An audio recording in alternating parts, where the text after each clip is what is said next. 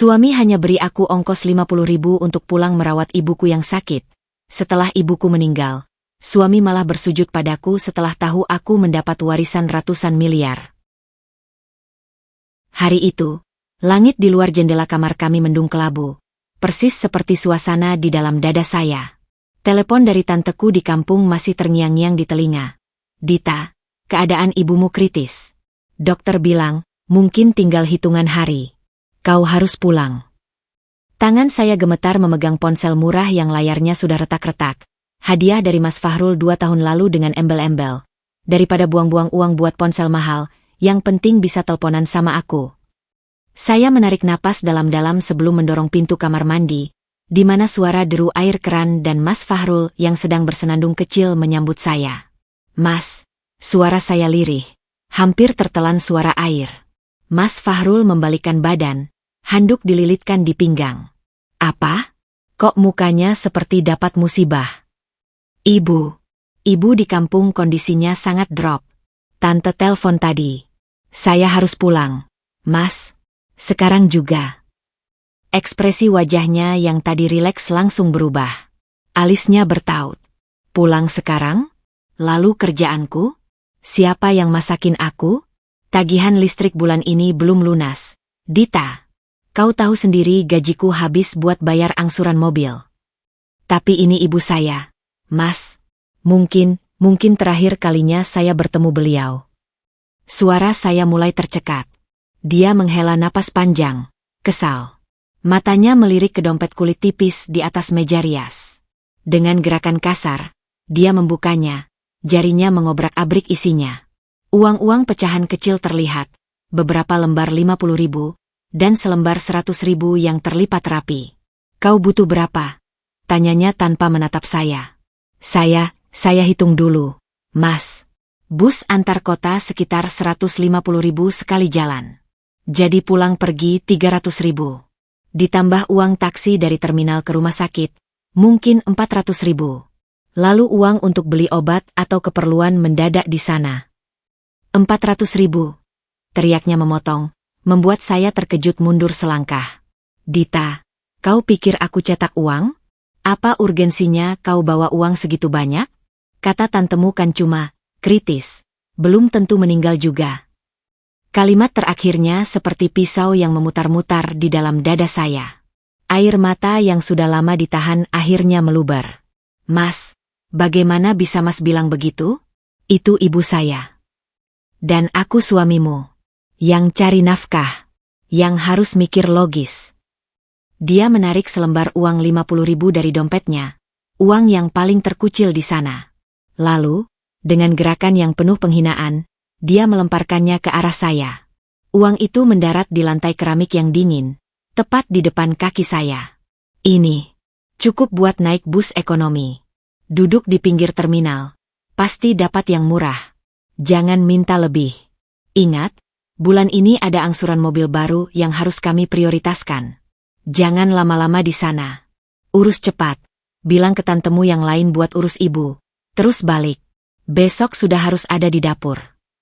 Saya memandangi uang kertas oranye itu yang tergeletak begitu saja. Simbol betapa murahnya harga diri dan cinta saya dalam matanya. Napas saya tersengal-sengal. Seluruh pernikahan kami selama 5 tahun berkelebat di pikiran. Makanan sisa yang harus saya makan agar dia bisa makan daging. Baju-baju lama yang tak pernah diganti. Janji-janji manis yang selalu kandas oleh hitungan recehnya. "Dita, cepat ambil. Aku mau mandi. Dan jangan lupa, setrika bajuku yang warna biru itu untuk besok rapat." Katanya lalu membalikkan badan, masuk kembali ke bawah pancuran, seolah baru saja menyelesaikan urusan sepele. Dengan tangan yang gemetar lebih hebat, tubuh saya lunglai, saya membungkuk. Jari-jari saya yang dingin meraih uang 50.000 itu, merasakan teksturnya yang kasar. Rasanya seperti memungut harga diri saya sendiri yang sudah hancur berantakan. "Terima kasih, Mas," bisik saya, suara serak bagai berkarat. 2 kata itu keluar begitu saja, sebuah refleks dari tahun-tahun dilatih untuk selalu bersyukur atas sekecil apapun pemberiannya. Saya berjalan keluar kamar mandi dengan langkah gontai, menuju lemari kecil kami. Saya membuka tas kain usang yang biasa saya pakai untuk belanja ke pasar. Dengan hati hancur, saya memasukkan uang 50.000 itu ke saku dalam tas. Sebagai tambahan, dari kotak sepatu tua di bawah tempat tidur, saya mengambil sisa uang receh yang saya kumpulkan dari kembalian belanja, sekitar Rp23.000, dan sebuah bungkusan kecil berisi sepotong roti tawar sisa sarapannya pagi tadi. Inilah bekal saya untuk sebuah perjalanan yang mungkin adalah perpisahan terakhir dengan wanita yang melahirkan saya. Air mata menetes deras, membasahi baju kaos lama yang saya pakai. Di luar, langit yang mendung akhirnya pecah, menurunkan hujan yang menyamar air mata langit untuk kesedihan yang tak bisa sepenuhnya saya tangisi di rumah sendiri. Hujan yang mengguyur sejak pagi seolah menjadi soundtrack yang pas untuk keberangkatan saya. Dengan tas kain usang yang beratnya lebih terasa di hati ketimbang di pundak, saya melangkah keluar rumah. Mas Fahrul sudah berangkat lebih dulu dengan mobil barunya. Tanpa sepatah kata perpisahan, hanya pandangan sekilas yang berisi peringatan untuk tidak berlama-lama. Halte bus tidak jauh dari perumahan kami. Kaki saya terasa seperti dijejali timah. Setiap langkah adalah pertarungan antara kewajiban sebagai anak dan beban sebagai istri yang dianggap beban finansial. Sampai di halte, baju saya sudah basah di bagian bahu. Saya duduk di bangku semen yang dingin, memeluk tas erat-erat. Uang 50.000 plus recehan itu saya genggam di dalam saku celana. Seolah-olah kalau saya lengah sedikit, uang itu akan menguap. Setengah jam kemudian, bus ekonomi berwarna biru lusuh dengan tulisan Malang di kaca depan mendekat. Kondisinya mengenaskan. Badi penuh lecet, kaca depan retak, dan asap hitam mengepul dari knalpot. Tapi ini satu-satunya pilihan yang sesuai dengan anggaran. Saya melambaikan tangan. Bus berhenti dengan bunyi rem yang meraung.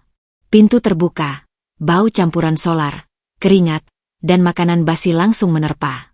Kondektur berbadan besar dengan kaos oblong lusuh melongok. Malang, Mbak? Cepat naik, masih ada kursi di belakang.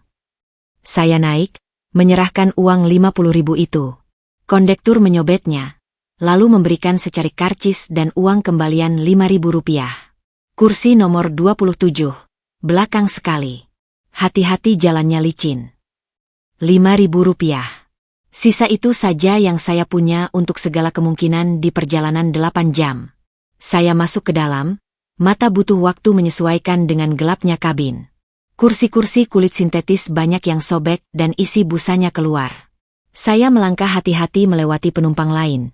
Ibu-ibu dengan anak rewel, bapak-bapak dengan tas besar, pemuda yang sudah tertidur lelap. Kursi nomor 27 persis di dekat toilet. Bau pesing yang menyengat langsung menusuk hidung. Kursinya juga yang paling jelek, pegangannya sudah patah. Saya duduk, menaruh tas di pangkuan, berusaha menahan rasa mual. Di luar, hujan semakin deras, mengetuk atap bus seperti musik perkusi yang suram. Bus akhirnya melaju. Getaran mesin yang kasar terasa sampai ke tulang punggung. Saya memandangi tetesan hujan yang meliuk-liuk di jendela, pikiran melayang kepada ibu.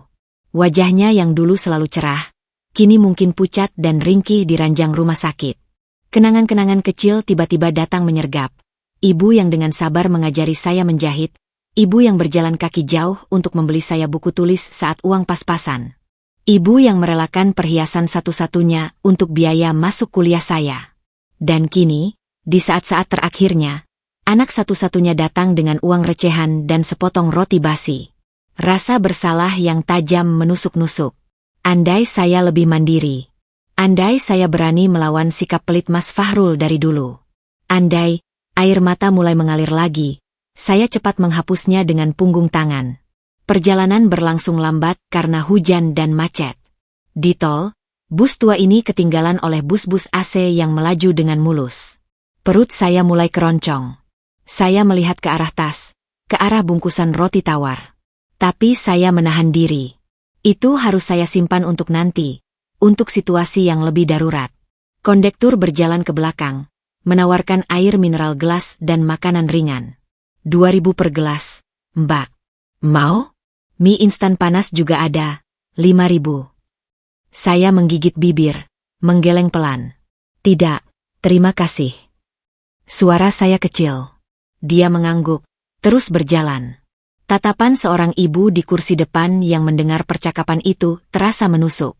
Dia membuka tasnya, mengeluarkan pisang goreng dalam bungkusan daun, lalu menawarkan satu pada saya. Makan, nak. Perjalanan masih jauh. Saya hampir menolak karena gengsi, tapi keramahan di matanya tulus. Terima kasih, Bu, saya ucapkan, suara bergetar. Pisang goreng itu hangat dan gurih, namun terasa pahit di lidah saya karena dimakan di tengah rasa hina yang mendalam. Beberapa jam kemudian, bus berhenti di sebuah rumah makan di pinggir jalan untuk istirahat singkat. Penumpang lain turun, bergegas membeli makanan atau ke toilet. Saya tetap duduk. Saya hanya punya 5.000. Jika saya beli air, mungkin saya tidak punya uang untuk ojek atau becak dari terminal ke rumah sakit nanti. Jika saya ke toilet, mungkin harus bayar. Saya memilih menahan semuanya. Haus, lapar, dan keinginan ke toilet. Saya memandangi penumpang lain yang makan dengan lahap, tawa kecil mereka seperti jarum-jarum halus di telinga. Seorang anak kecil menunjuk ke arah saya dan bertanya pada ibunya, "Ibu, kenapa tante itu sendirian dan tidak makan?" Ibunya segera membisiki sesuatu, lalu melirik saya dengan pandangan yang campur aduk antara iba dan penilaian. Saya membalikkan badan, memandang keluar jendela yang berembun. Pemandangan sawah dan gunung di kejauhan terlihat kabur. Dalam kesendirian dan kepahitan itu, satu tekad mulai tumbuh, kecil tapi keras bagai intan di tengah lumpur. Saya tidak akan pernah lagi berada dalam posisi seperti ini. Tidak akan pernah lagi membiarkan diri saya dan orang yang saya cintai dihargai dengan uang receh dan penghinaan. Perjalanan 8 jam itu terasa seperti 8 tahun.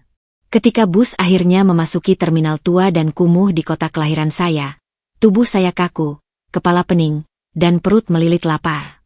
Namun, semua itu tenggelam oleh gelombang kecemasan yang tiba-tiba menyerang. Ibu. Saya harus segera ke ibu. Dengan sisa tenaga, saya turun dari bus, kaki gemetar. Hujan sudah reda, meninggalkan udara lembab dan jalanan becek.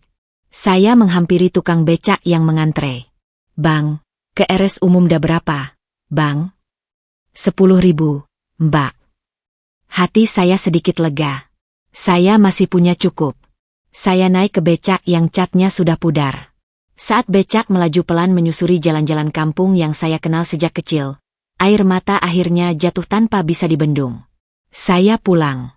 Tapi bukan sebagai anak yang sukses membawa kelegaan, melainkan sebagai anak yang datang dengan tangan hampir kosong, membawa beban malu yang jauh lebih berat dari tas kain usang di pangkuan saya. Bau antiseptik yang menyengat langsung menyambut saya begitu kaki melangkah masuk ke lobi rumah sakit tua itu. Bau itu membawa memori pilu.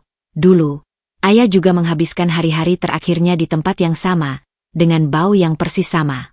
Dadaku sesak sebelum waktunya.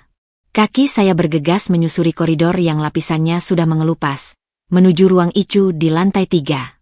Setiap langkah terasa berat, diiringi detak jantung yang berdebar kencang penuh ketakutan akan apa yang akan saya temui. Saya mendorong pintu ruangan nomor 307 perlahan.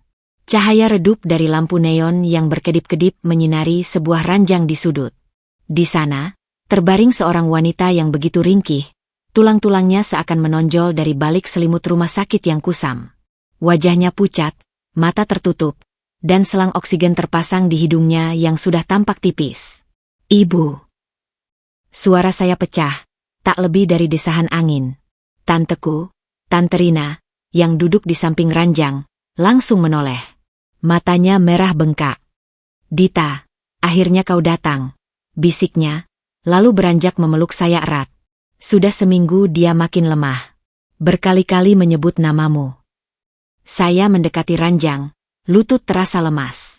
Saya meraih tangan ibu yang dingin dan penuh bintik-bintik penuaan. "Ibu, Dita datang. Dita di sini." Sebelum saya berkata-kata lagi, kelopak mata ibu yang tipis bergetar, lalu perlahan terbuka.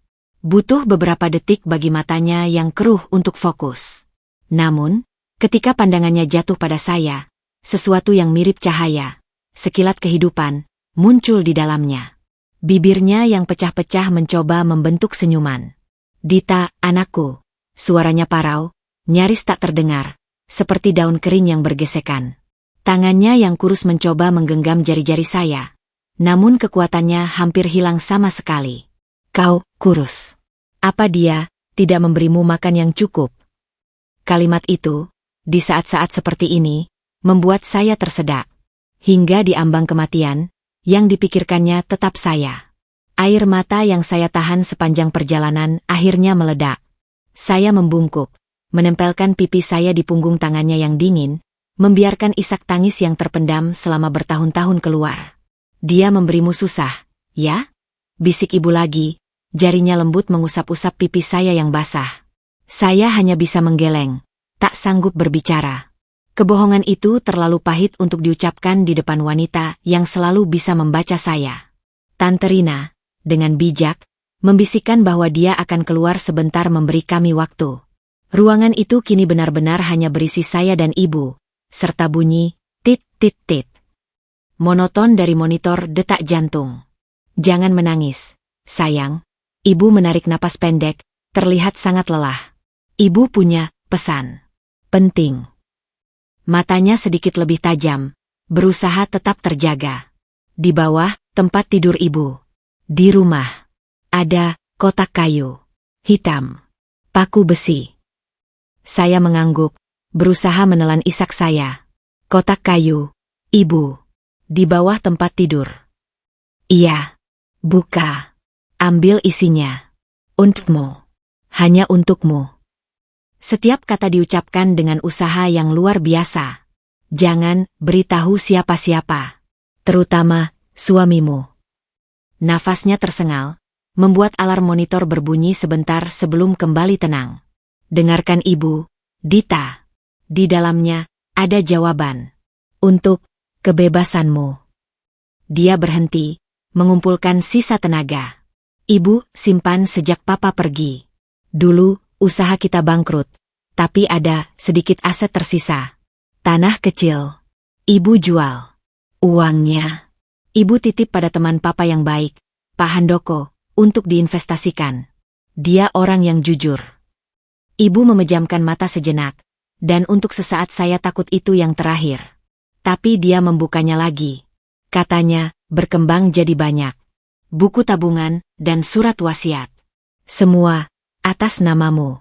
Pak Handoko yang simpan, dan berikan pada ibu tahun lalu, ketika ibu tahu sakit ini tak akan sembuh. Saya terduduk lemas di kursi, tak percaya dengan apa yang saya dengar. Investasi? Warisan? Konsep itu terasa asing dan jauh. Seperti dongeng yang tak mungkin terjadi pada hidup saya yang serba pas-pasan. Ibu sengaja diamkan. Takut keluarga besar yang lain memanfaatkanmu. Dan terlebih suamimu itu. Suara ibu mendadak keras, penuh emosi yang langka. Ibu lihat matanya, waktu pernikahanmu. Mata yang menghitung. Ibu khawatir. But why now, ibu? Akhirnya saya bisa bicara. Karena ibu akan pergi. Dan kau harus punya sayap untuk terbang sendiri. Pakai itu untuk lepas. Untuk hidup tanpa perlu merendah pada siapapun. Tangannya menguat sejenak, menggenggam saya. Janji pada ibu, Dita. Kau akan kuat. Kau akan berdiri di atas kaki sendiri. Saya mengangguk, air mata mengalir deras. Saya janji, ibu. Senyum tipis kembali muncul di bibirnya. Dia tampak lebih tenang, seperti beban berat akhirnya terlepas. Pergilah ambil kotak itu. Malam ini, kunci rumah ada di Tante Rina. Jangan tunjukkan pada siapapun. Dia membisikkan nama dan kontak Pak Handoko, pengacara yang dipercayanya. Dia yang akan membantumu. Percayalah padanya. Malam itu, setelah ibu tertidur lelap yang tak wajar, dengan hati berdebar-debar saya meminjam kunci dari Tante Rina dan naik becak menuju rumah masa kecil saya yang sudah lama kosong. Rumah itu gelap dan berdebu, namun setiap sudutnya berbisik kenangan. Dengan senter dari ponsel, saya merangkak di bawah tempat tidur ibu di kamarnya. Dan di sana, tersembunyi di balik papan kayu yang longgar, ada sebuah kotak kayu jati kecil berukir sederhana, terkunci dengan gembok kecil. Dengan kunci yang ibu sembunyikan di balik figura foto lama, foto kami bertiga saat saya kecil, saya membukanya. Di dalam, tertata rapi. Sebuah buku tabungan berwarna biru tua, beberapa lembar saham yang telah menguning, sertifikat kepemilikan rumah di sebuah alamat di Jakarta, dan surat wasiat yang disahkan notaris. Dengan tangan gemetar, saya membuka buku tabungan itu. Mataku sulit mempercayai apa yang tertera di sana. Saldo, Rp278.157, 430.500, saya membacanya berulang kali. 278 miliar. Lebih. Jumlah yang tak terbayangkan. Jumlah yang bisa mengubah segalanya. Saya juga melihat surat dari Pak Handoko, yang menjelaskan bahwa ibu adalah pemegang saham minoritas namun signifikan di sebuah perusahaan teknologi yang kini sedang naik daun, dan nilai itu terus bertambah. Ada juga dokumen kepemilikan sebuah rumah di kawasan Menteng, Jakarta, yang selama ini dikontrakkan dan hasilnya ditabungkan.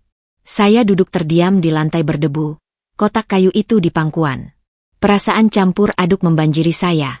Syok, rasa bersalah, kenapa ibu hidup sederhana sementara ini semua tersimpan. Haru, dan kemudian, sebuah tekad yang mengkristal. Tekad yang membuat genggaman saya pada kotak kayu itu menjadi kuat. Ibu memberiku bukan sekadar uang. Dia memberiku senjata. Dia memberiku jalan keluar. Keesokan paginya, saya kembali ke rumah sakit dengan kotak kayu yang sudah saya bungkus rapi dalam tas plastik hitam biasa. Ibu tampak lebih tenang. Ketika mata kami bertemu, dia bisa membaca jawaban di wajah saya. Dia mengangguk pelan, puas. Gunakan dengan bijak, nak. Carilah kebahagiaanmu sendiri. Itu adalah kalimat lengkap terakhir yang ibu ucapkan. Di malam hari, dengan tangan saya tetap menggenggam tangannya, ibu mengembuskan napas terakhir dengan damai. Monitor jantung mengeluarkan bunyi panjang yang datar. Dunia seakan runtuh. Kesedihan yang dalam dan menyiksa menyelimuti saya. Namun, di tengah reruntuhan hati itu, ada sebuah pondasi baru yang kokoh telah tertanam. Sebuah janji pada ibu, dan sebuah rahasia yang akan mengubah takdir saya selamanya. Saya menangis untuk kepergiannya, tapi di sudut hati yang paling dalam, api kecil pemberontakan dan harapan mulai menyala, dipicu oleh warisan yang bukan hanya tentang uang, tapi tentang kekuatan untuk mengambil kembali kendali atas hidup saya sendiri. Keesokan harinya, dunia terasa seperti bergerak dalam gerak lambat dan sunyi. Wajah ibu yang sudah tenang terbaring di kamar jenazah rumah sakit, terbungkus kain kafan putih, adalah pemandangan yang akan terpatri selamanya dalam ingatanku. Kesedihan itu padat, menggumpal di tenggorokan, membuat setiap tarikan napas terasa sakit. Tante Rina dan beberapa tetangga dekat membantu mengurus segala administrasi kematian. Biaya perawatan rumah sakit selama seminggu terakhir belum lunas. Petugas administrasi dengan wajah tanpa ekspresi menyodorkan kertas tagihan. Mataku membelalak melihat angkanya. Rp8750000. 8 juta. Gumamku lirih, tangan langsung berkeringat. Tas plastik hitam berisi kotak kayu ajaib itu ada di pangkuanku, tapi aku ingat pesan ibu, jangan tunjukkan pada siapapun, dan mengeluarkan uang dari warisan rahasia, itu sekarang, di depan banyak orang, akan memicu tanda tanya besar. Tante Rina melihat kepanikanku. Tenang, Dita. Ibu punya tabungan. Dulu dia titip sama saya. Untuk keperluan seperti ini. Dia mengeluarkan sebuah buku tabungan lusuh dari tasnya. Aku tahu itu adalah tabungan ibu yang sesungguhnya, hasil menjahit dan berjualan kue kecil-kecilan. Uang pensiun ayah yang sedikit itu. Uang yang seharusnya untuk biaya hidupnya, kini habis untuk membayar kematiannya sendiri. Rasa bersalah yang lain menghunjam. Tapi aku hanya bisa mengangguk, berjanji dalam hati akan menggantinya berlipat-lipat nanti. Sementara Tante Rina ke bank, aku duduk sendirian di ruang tunggu. Ponselku bergetar. Nama, Mas Fahrul, berkedip di layar. Aku menatapnya lama sebelum akhirnya menjawab. Halo, Mas. Dita, sudah selesai urusannya? Kapan pulang? Suaranya datar, tanpa sedikit pun nada bertanya. Tidak ada, bagaimana keadaan ibumu? Kondisinya bagaimana? Ibu sudah meninggal tadi malam, Mas. Suaraku gemetar. Diam sejenak. Lalu, oh, sudah meninggal. Seolah membicarakan berita cuaca. Ya sudah, urus saja cepat-cepat pemakamannya dan pulang. Aku sibuk proyek ini, rumah berantakan, baju kotor menumpuk. Batu besar seakan menimpa dadaku. Mas, tidak mau datang? Untuk menghormati ibu. Aku hampir berbisik. Datang? Ke Malang? Buang-buang waktu dan uang saja. Dita, kau kan sudah di sana. Wakili saja. Urus yang praktis. Jangan yang ribet-ribet. Ingat, aku butuh kau di sini. Cepat pulang. Lalu, tanpa kata perpisahan, telepon ditutup. Tut, tut, tut. Bunyi itu menggema di telingaku. Lebih keras dari bunyi monitor jantung ibu kemarin. Aku menatap ponsel. Air mata sudah tidak ada lagi yang keluar. Yang tersisa adalah rasa hampa yang membeku, dan sebuah kepastian yang pahit. Dalam peta prioritas Mas Fahrul, aku dan segala yang berkaitan denganku berada di urutan paling bawah, jauh di bawah proyek, mobil, dan baju kotornya. Pemakaman dilaksanakan keesokan harinya. Sederhana sekali di pemakaman keluarga di belakang rumah. Hanya aku, Tante Rina, dan segelintir tetangga tua yang masih ingat kebaikan ibu. Tidak ada karangan bunga mewah, tidak ada doa bersama yang hikmat. Hanya tanah yang digali, peti kayu sederhana, dan tangis yang sudah kering. Aku melemparkan segenggam tanah ke liang lahat. Suara tanah menghantam kayu peti itu seperti pukulan terakhir yang menegaskan. Dia benar-benar pergi. Namun, di saku jilbabku, kunci gembok kotak kayu terasa menusuk-nusuk kulit. Pengingat nyata bahwa ibu meninggalkan sesuatu yang jauh lebih besar dari sekadar tubuh fana. Selamat jalan, ibu, bisikku, suaraku parau. Terima kasih untuk segalanya. Janji Dita, akan Dita tepati. Sepulang dari pemakaman, di rumah yang terasa lebih sunyi dan hampa daripada sebelumnya, Tante Rina menatapku lekat-lekat. Dita, kau bagaimana? Wajahmu seperti punya beban yang lebih berat dari sekadar duka. Aku tersenyum getir. Beban karena meninggalkan ibu sendirian selama ini, Tante. Beban karena tidak bisa berbuat lebih. Tante Rina menggeleng. Ibu MU sangat mencintaimu, Dita. Dia selalu bilang, yang dia inginkan hanya kebahagiaanmu. Dia memegang pundakku. Kau harus pulang ke suamimu. Pertanyaan itu menggantung. Aku melihat tas plastik hitam di sampingku. Saya butuh waktu, Tante. Mungkin beberapa hari lagi di sini. Untuk merapikan barang-barang ibu, urus surat-surat. Alasan itu terdengar masuk akal. Tante Rina mengangguk mengerti. Kau bisa tinggal di sini. Rumah ini memang sudah milikmu. Malam itu, untuk pertama kalinya sejak ibu pergi, aku membuka kembali kotak kayu itu di bawah cahaya lampu neon yang berkedip. Aku mengeluarkan selembar kartu nama yang juga ada di dalamnya. Handoko Wisnu, SH, MKN, pengacara konsultan harta keluarga. Dengan jantung berdebar-debar, aku menelepon nomor itu. Suara pria paruh-baya yang tenang dan berwibawa menyambut. Setelah aku memperkenalkan diri sebagai Putri Alm Sri Mulyani, dia langsung tahu. Dita, Ibu MU sering bercerita tentangmu. Saya turut berduka cita. Apa yang bisa saya bantu? Pak Handoko, saya ingin mulai mengurus semua ini. Tapi dengan syarat kerahasiaan mutlak. Suami saya tidak boleh tahu. Dia diam sejenak. Ibu MU sudah memberikan instruksi yang sama. Saya paham. Kita bisa bertemu besok di kantor saya di Surabaya. Semua dokumen asli sudah saya pegang. Buku tabungan itu hanya salinan untuk Ibu MU. Kita akan buatkan rekening baru atas namamu, dan mulai proses pengalihan semua aset. Percakapan itu memberiku kekuatan. Ada rencana. Ada jalan. Keesokan harinya, dengan alasan mengurus surat kematian di kota, aku pergi ke Surabaya menemui Pak Handoko. Kantornya sederhana tapi rapi. Dia menjelaskan semuanya dengan detail. Saham, properti, deposito. Nilainya bahkan lebih besar dari yang tertera di buku tabungan karena ada dividen dan hasil sewa yang terus mengalir. Kamu butuh waktu untuk memahami semua ini, Dita. Tapi yang penting, kamu sekarang adalah wanita yang sangat mandiri secara finansial. Gunakan kebebasan ini dengan bijak, seperti pesan ibumu. Aku keluar dari kantornya dengan setumpuk dokumen koper masin, kartu ATM baru, dan perasaan aneh, sedih, terharu, tapi juga merasa ringan. Beban untuk tetap bertahan dalam pernikahan yang menghinakan itu perlahan mulai terangkat.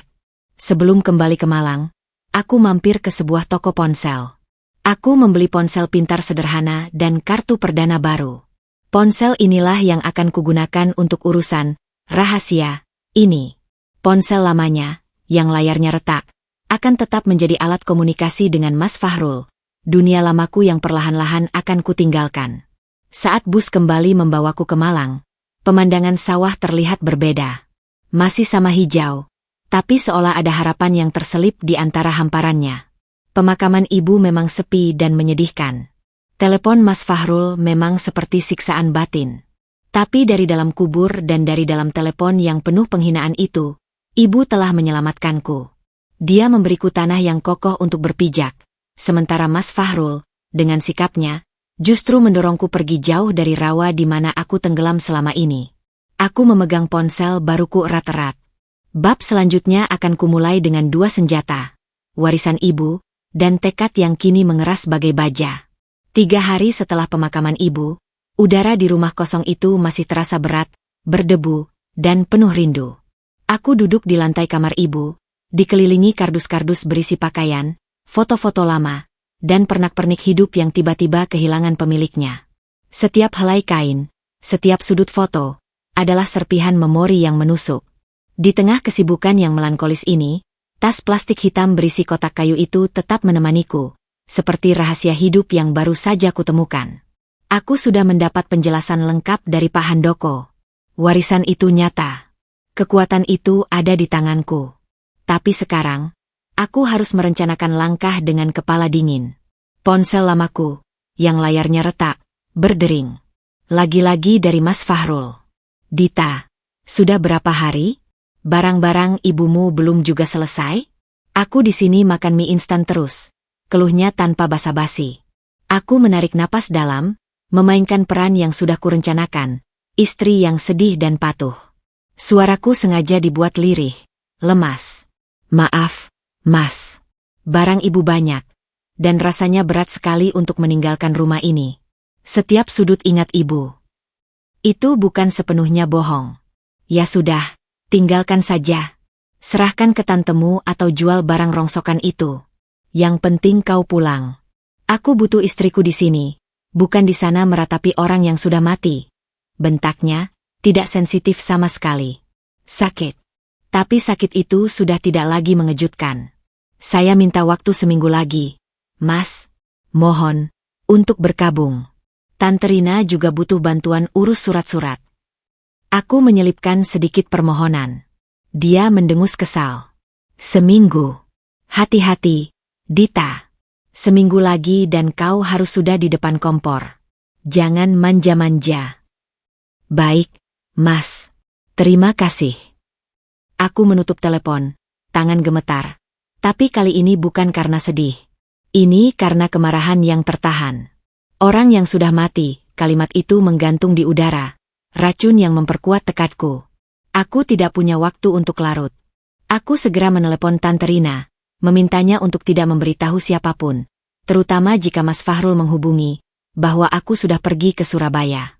Bilang saja saya sedang di rumah. Susah dihubungi karena sinyal tidak bagus, pintaku. Ada masalah dengan Fahrul, Dita? Tanya Tante Rina, khawatir. Besar, Tante. Tapi saya sedang mengatasinya. Percayalah. Keesokan paginya, dengan tas kecil berisi pakaian seadanya dan tas laptop berisi dokumen-dokumen koper masin dari Pak Handoko, aku berpamitan pada Tante Rina. Saya akan mengurung diri di rumah, Tante. Tapi sebenarnya saya harus ke Jakarta untuk urusan ibu. Rahasia, ya. Matanya membesar, tapi dia memelukku erat. Hati-hati, nak. Ibu MU pasti menjaga. Perjalanan ke Jakarta menggunakan pesawat adalah pengalaman pertama bagiku. Suami pelitku tak pernah mengajakku liburan, apalagi naik pesawat. Duduk di kursi ekonomi, memandang awan-awan putih di luar, aku merasa seperti terbang meninggalkan kehidupan lamaku. Di tas kecilku, tersimpan ponsel baru dan kartu ATM dengan saldo yang membuatku masih merasa ini adalah mimpi. Pak Handoko sudah mengatur semuanya. Seorang stafnya menjemputku di bandara dan mengantarku ke sebuah apartemen servis di kawasan Jakarta Selatan yang sederhana namun bersih. Ini untuk sementara, Bu Dita. Pak Handoko merasa lebih aman jika Anda tidak menginap di rumah warisan Ibu di Menteng dulu, untuk menghindari kecurigaan. Aku mengerti. Ini adalah operasi penyelamatan diri. Di hari-hari berikutnya, hidupku terbelah menjadi dua seperti skenario film mata-mata. Di dunia nyata, versi Mas Fahrul aku adalah Dita yang sedih, terpencil di kampung. Aku hanya aktif di ponsel lama. Aku mengirimkan foto-foto kabur rumah kosong Ibu, atau suara pesan yang sengaja dibuat sendu, sebagai bukti bahwa aku masih di Malang. Aku menjawab teleponnya dengan suara lemah. Mengeluh sedang flu, atau sinyal buruk. Aku mendengar semua keluhannya tentang rumah yang kotor, baju yang belum disetrika, dan betapa tidak bergunanya diriku. Setiap kata adalah bensin yang membuat api tekadku makin membara. Di dunia rahasia aku adalah Dita yang baru. Dengan ditemani seorang financial advisor rekomendasi Pak Handoko, Bu Laras, aku mulai belajar memahami kekayaanku. Kami bertemu di kafe-kafe yang tenang.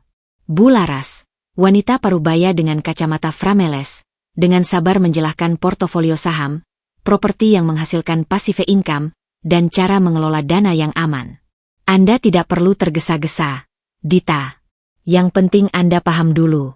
Kekuatan terbesar Anda saat ini adalah kenyataan bahwa tidak ada yang tahu. Itu memberi Anda waktu dan ruang untuk berpikir jernih. Nasihat Bu Laras. Aku juga mulai mengakses rekening bank baruku.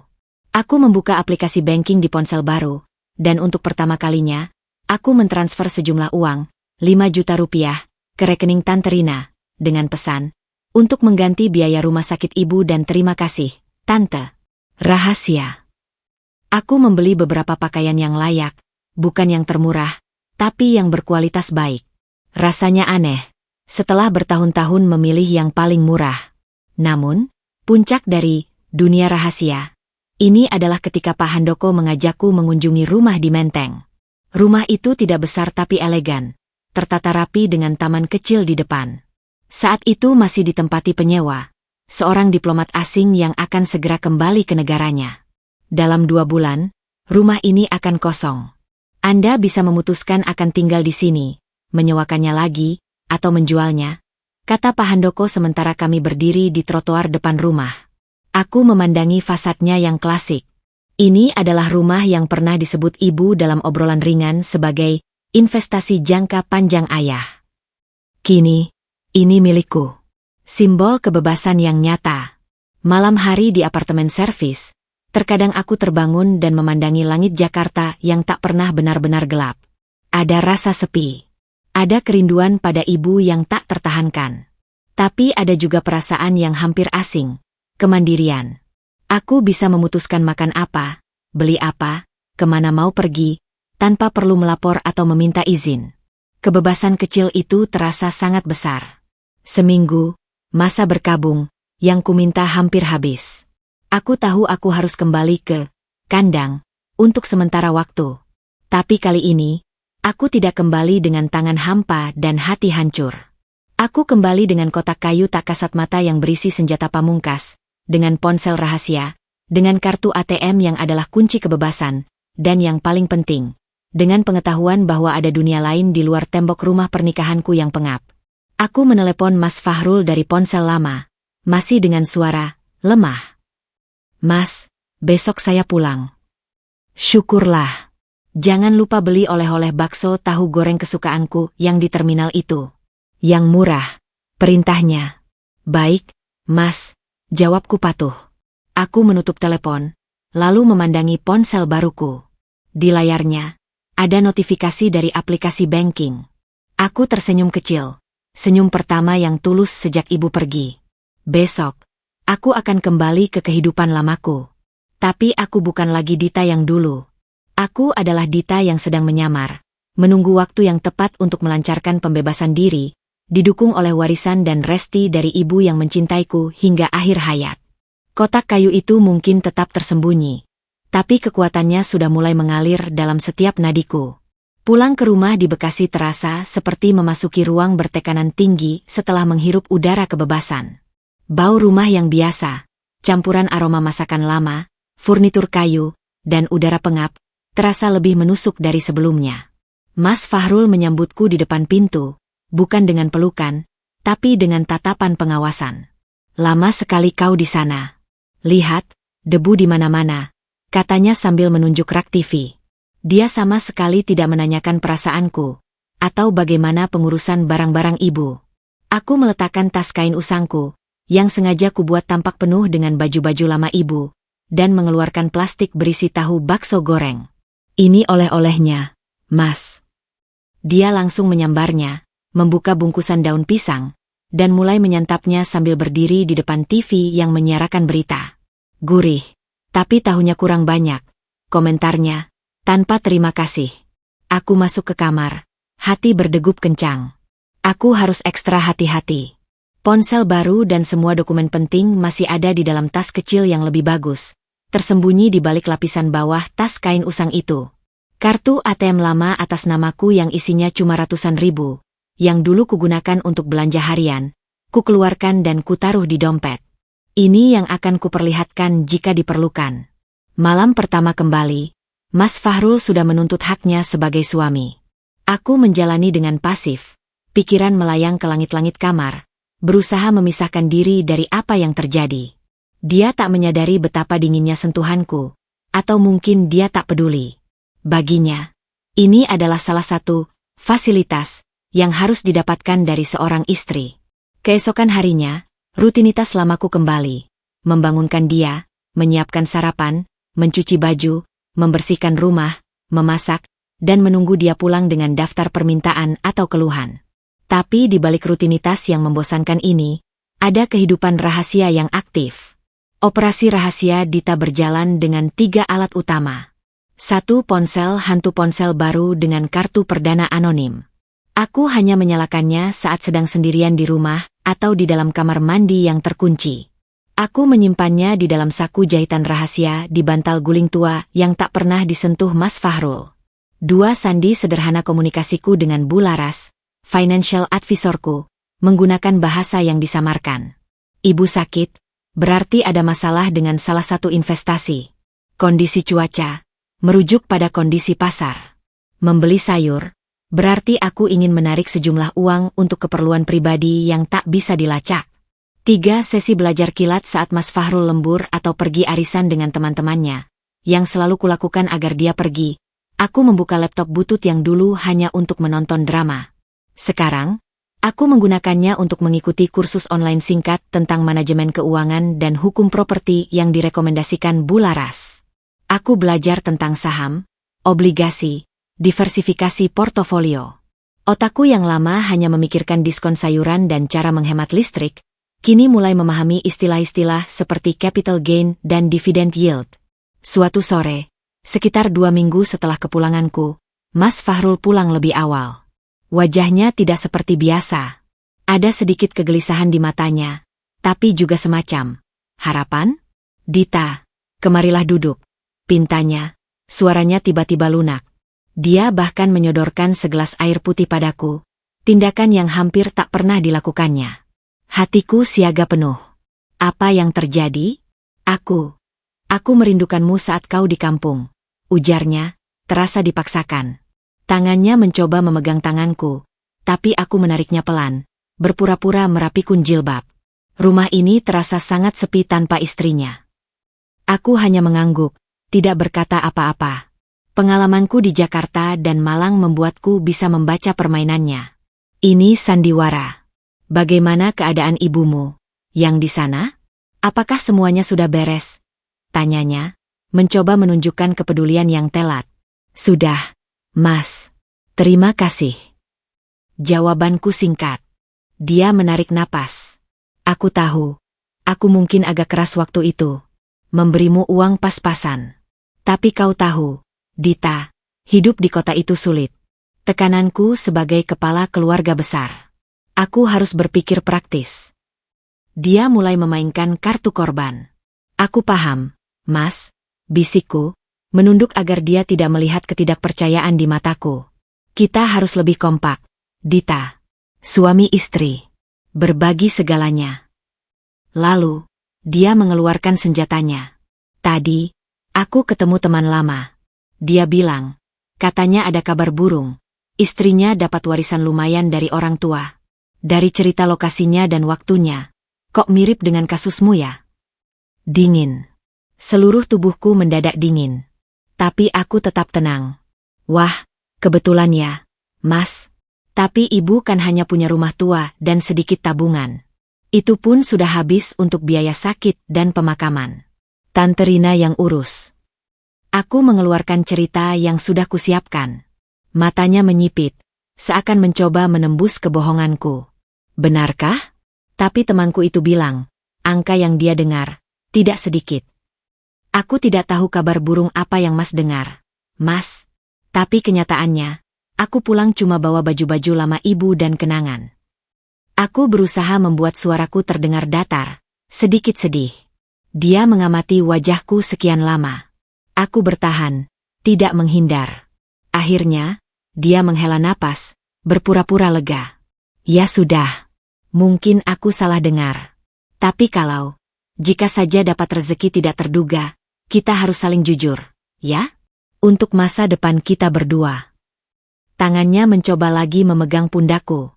Kita bisa beli rumah yang lebih besar. Mobil baru. Kau tidak perlu repot-repot lagi. Senyum manisnya itu beracun. Aku sekarang bisa melihat dengan jelas. Di balik senyum dan kata-kata manis itu, ada tangan dingin yang siap meraih dan menggenggam. Ini bukan tentang rekonsiliasi. Ini tentang eksplorasi. Dia mencoba memancing, mengorek, dan jika berhasil, mengambil. Malam itu, setelah dia tertidur dengan puas karena merasa telah menjinakkan istrinya, aku membuka ponsel hantu di balik selimut. Aku mengirimkan pesan singkat pada Bularas menggunakan sandi kami. Cuaca mendung. Ada angin bertiup kencang yang membawa kabar burung. Balasannya cepat. Tutup semua jendela. Jangan biarkan angin masuk. Perkuat pondasi. Aku mengerti. Aku harus lebih berhati-hati. Pak Handoko dan Bularas akan memastikan semua dokumen dan jalur transaksiku aman. Tidak bisa diakses dengan mudah bahkan jika ada yang menyelidiki. Keesokan harinya, Mas Fahrul kembali ke sikapnya yang biasa. Memerintah, mengeluh, dan menghitung receh. Tapi sesekali, aku menangkap tatapan sinisnya yang melirikku, seolah sedang memindai, mencari celah kelemahan atau tanda-tanda kebohongan. Pertukaran itu mengonfirmasi satu hal. Perang dingin telah dimulai. Dia mungkin belum tahu pasti, tapi dia mencium aroma uang. Dan aku tahu, aku tidak bisa terus berada di garis depan ini. Aku butuh strategi untuk mundur dengan aman, atau menyerang balik sebelum dia menemukan bukti. Sambil mencuci piring, pikiranku bekerja cepat. Ujian sebenarnya akan datang. Dan ketika saatnya tiba, aku harus siap bukan hanya dengan uang, tapi dengan kecerdikan dan keberanian yang diajarkan ibu melalui warisan diam-diamnya. Senyum manisnya malam tadi adalah peringatan. Dan aku, Dita yang dulu mungkin akan percaya, sekarang hanya melihatnya sebagai topeng yang menutupi nafsu serakah yang siap menerkam. Ketegangan yang menggantung di rumah kami selama beberapa minggu akhirnya menemukan letusannya. Aku sudah merasa ada yang tidak beres. Tatapan Mas Fahrul semakin sering mengawasi. Telepon-teleponnya kadang dijawab di balkon dengan suara rendah. Dan suatu malam aku melihat dia sedang membuka-buka laptopku yang biasa. Laptop lama yang hampir tak pernah dipakainya. Ponsel, hantu-ku, yang selalu kusembunyikan dengan sempurna, menjadi satu-satunya penghubungku dengan dunia luar yang sesungguhnya. Melalui Bularas, aku tahu bahwa proses pengalihan semua aset warisan ibu sudah hampir 90% selesai. Rekening baruku sudah aktif dengan dana yang cukup untuk membebaskanku. Rumah di Menteng akan segera kosong dalam 3 minggu. Semuanya berjalan sesuai rencana, tapi naluriku berkata lain. Sepertinya waktu yang kumiliki menipis. Insidennya terjadi pada hari Rabu siang. Mas Fahrul biasanya lembur di hari itu. Aku sedang memasak di dapur ketika ponsel lamaku, yang biasa kugunakan untuk berkomunikasi dengannya, berdering. Bukan dari Mas Fahrul, tapi dari sebuah nomor tak dikenal. Halo. Ibu Dita, suara perempuan yang tidak aku kenal. Iya, siapa ini? Saya Lia, istri dari Budi, teman kerja suami ibu. Maaf mengganggu. Saya dapat pesan dari suami saya. Katanya, dari notaris yang menangani warisan ibu-ibu. Ada sesuatu yang bocor. Suami saya dengar Mas Fahrul dan notaris itu berbicara. Hati-hati, Bu. Telepon itu terputus begitu saja. Jantungku langsung berdegup kencang. Hampir melompat keluar dari dada. Notaris? Ibu bekerja sama dengan Pak Handoko. Tapi siapa notaris lain ini? Kemungkinan besar, ini adalah notaris yang dulu mengesahkan surat wasiat sederhana ibu sebelum Pak Handoko mengurusnya lebih lanjut. Orang yang tidak sepenuhnya bisa dipercaya. Aku segera mengunci diri di kamar mandi, mengambil ponsel hantu, dan menelepon Pak Handoko dengan gemetar. Pak, ada kebocoran. Sepertinya dari notaris lama ibu. Suami saya mungkin sudah tahu. Diam sejenak. Nama notarisnya. Saya tidak tahu pasti. Tapi ada yang bilang dia bicara dengan suami saya. Tenang, Dita. Semua aset utama sudah di tangan kita dan atas namamu. Dia tidak bisa mengklaim. Tapi dia bisa membuat masalah. Di mana kamu sekarang? Di rumah. Suami saya seharusnya sedang kerja. Pergi dari sana sekarang. Pergi ke tempat umum. Atau kembali ke apartemen servis di Jakarta. Saya akan atur seseorang menjemput. Tapi, tiba-tiba, aku mendengar suara kunci berputar di pintu depan, lalu dibanting. Dita, Dita, keluar. Suara Mas Fahrul menggema, penuh amarah dan, ada sesuatu yang lain, kemenangan. Dia pulang lebih awal. Dia sudah di sini, Pak. Bisikku panik sebelum mematikan telepon dan menyembunyikan ponsel hantu di balik tumpukan handuk bersih di rak tertutup. Dita, aku tahu kau di kamar mandi. Keluar. Pintu kamar mandi digedor-gedor. Aku menarik napas dalam-dalam, mencuci muka dengan cepat, lalu membuka pintu dengan ekspresi datar yang kupaksakan. Ada apa, Mas? Kok pulang siang-siang? Wajahnya merah padam, napasnya tersengal. Matanya berbinar dengan emosi liar. Di tangannya, dia memegang selembar kertas fotokopi yang kusut. Dia menyodorkannya ke hadapanku. Ini apa? Aku mengambilnya. Itu adalah fotokopi samar dari bagian atas surat wasiat ibu. Bukan yang lengkap, hanya bagian yang menyebut namaku sebagai satu-satunya ahli waris dan cap basah sebuah kantor notaris. Tampaknya bocoran yang dia dapat memang tidak lengkap, tapi sudah cukup sebagai bukti awal. Itu surat wasiat ibu, kataku, berusaha tenang. Dari mana Mas dapat? Jangan banyak tanya, teriaknya. Jawab aku. Apa isi warisannya? Berapa? Ratusan miliar? Begitukah? Dia maju mendekat, tubuhnya mengepungku.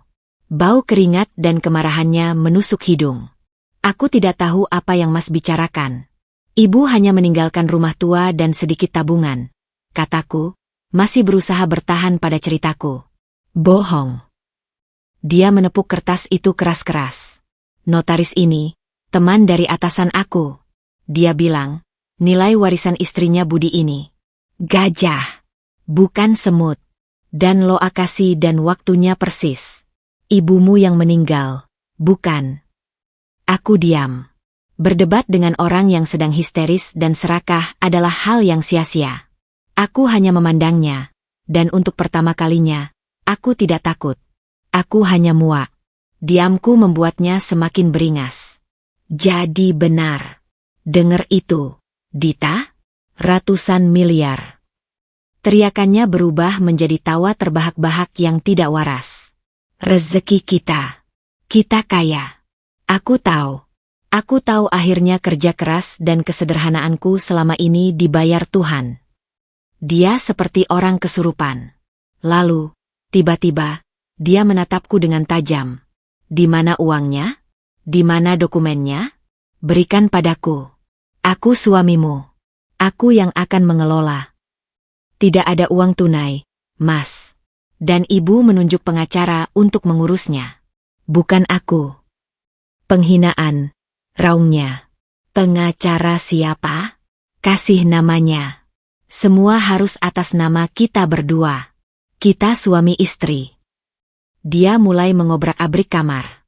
Lemari pakaian dibuka, laci-laci dibongkar, kasur diangkat. Dia mencari kotak kayu, buku tabungan, apapun. Aku hanya berdiri, menyaksikan kebiadaban ini. Hatiku berdarah, tapi bukan untuknya. Untuk diriku sendiri yang pernah mencintai monster ini. Kamu sembunyikan dariku, teriaknya sambil mendorongku hingga tersandar ke dinding. Setelah semua yang aku lakukan untukmu. Setelah aku biayai hidupmu yang mewah ini. Mewah?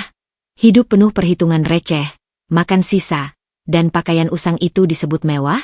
Tiba-tiba, matanya tertuju pada tas kain usangku yang masih ada di sudut kamar. Dia menyambarnya, mengeluarkan semua isinya. Dan di balik baju-baju lamaku, dia menemukan tas kecil yang lebih bagus. Tas yang membawa dokumen-dokumen penting dan ponsel hantuku. Apa ini? Dia merobek resletingnya. Saat itulah, mungkin karena panik atau keberanian yang tiba-tiba muncul, aku berteriak, "Jangan!" Teriakanku membuatnya terhenti sejenak. Lalu senyum tipis yang mengerikan muncul di bibirnya. Aha! Jadi di sini harta karunnya. Dengan penuh kemenangan, dia mengeluarkan isi tas itu.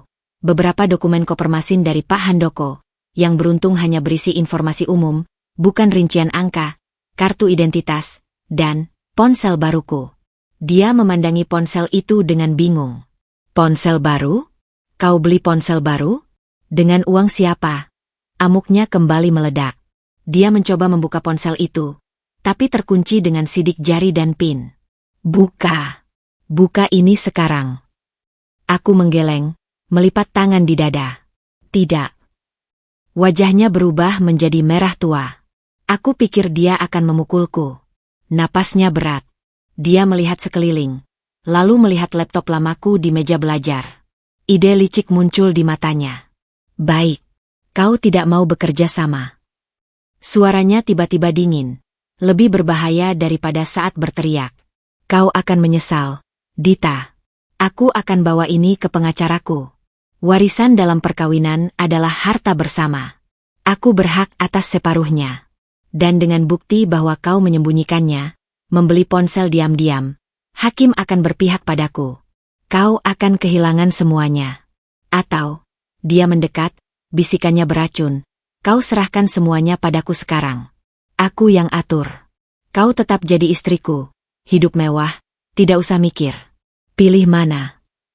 Inilah puncak dari segala keserakahannya. Dia tidak hanya mau separuh.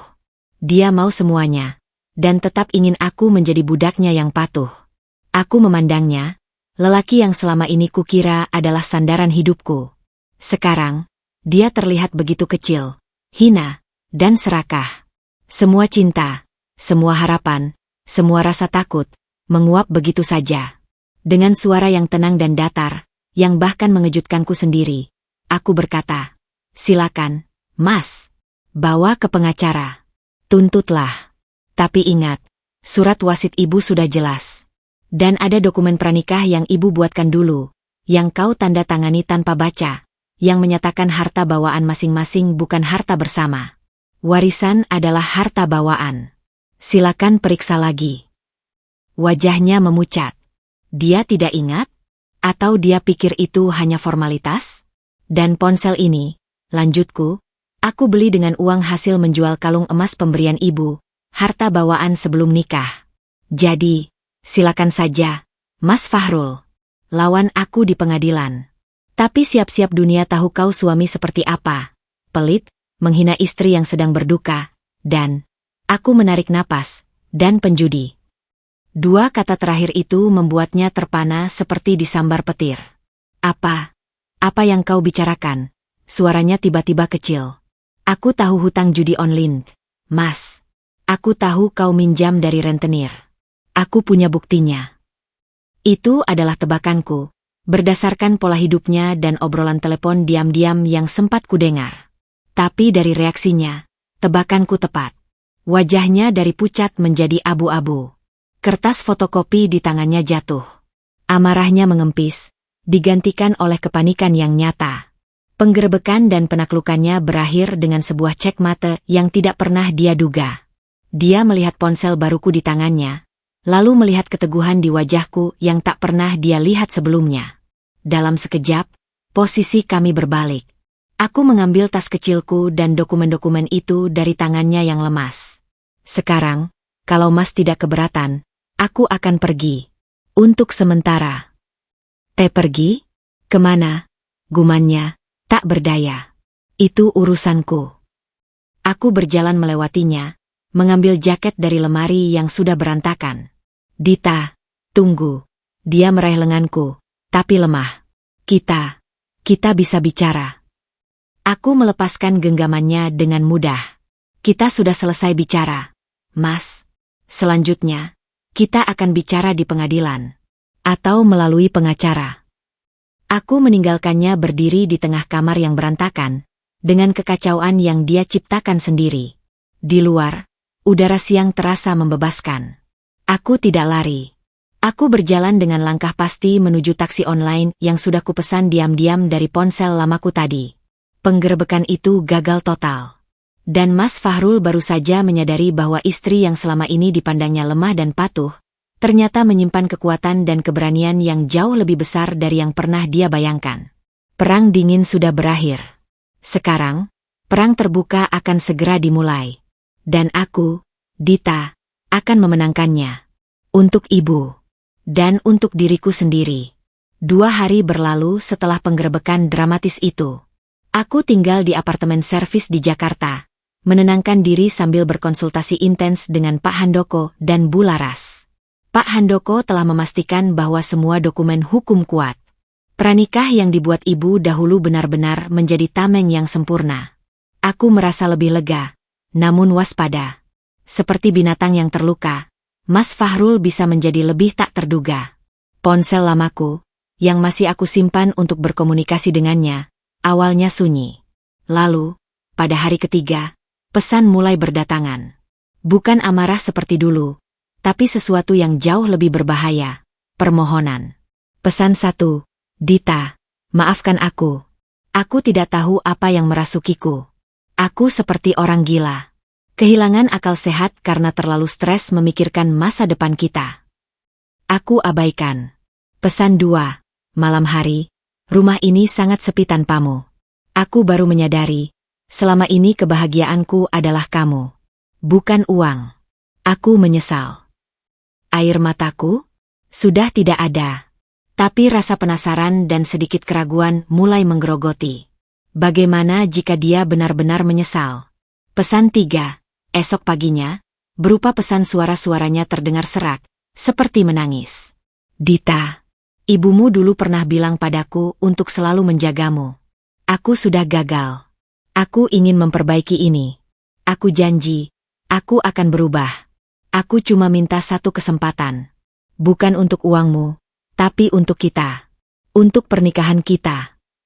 Pesan suara itu memutarkan memori. Ibu memang pernah berbicara dengannya sebelum pernikahan. Memintanya untuk melindungi putri semata wayangnya. Sentimen itu, dikombinasikan dengan nada tulus dalam pesannya. Membuat hatiku yang masih terluka dan rindu akan stabilitas goyah. Aku membahasnya dengan Bu Laras melalui panggilan video rahasia. Ini klasik, Dita. Pola manipulasi emosional. Dia mencoba mengaitkan dengan kenangan positif, ibumu, dan memainkan kartu korban, jelas Bu Laras dengan tegas. Tapi, lanjutnya, kadang-kadang, memberi sedikit umpan, bisa menjadi cara untuk melihat niat sebenarnya. Apa maksudnya, Bu? Kamu bisa memberikan sejumlah uang padanya.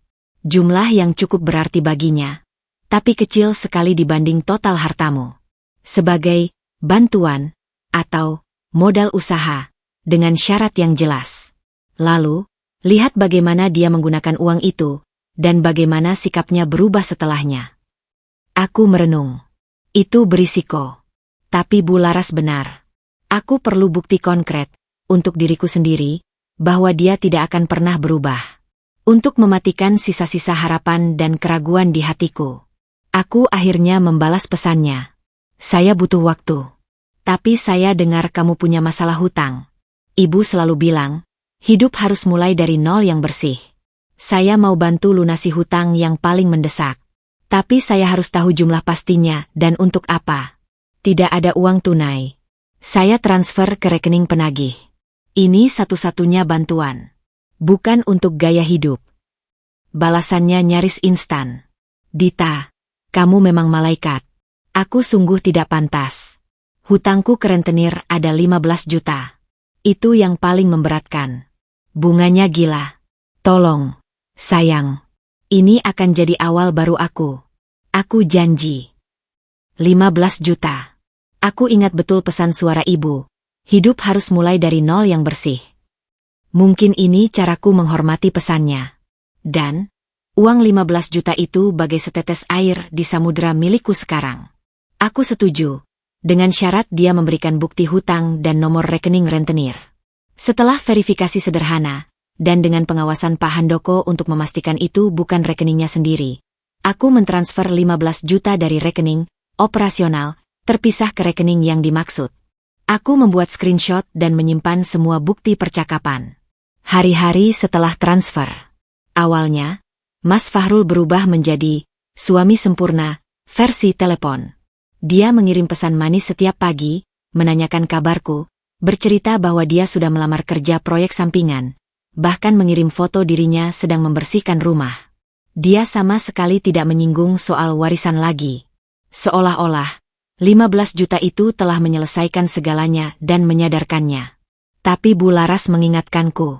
Beri waktu. Pola lama tidak mudah hilang. Benar saja.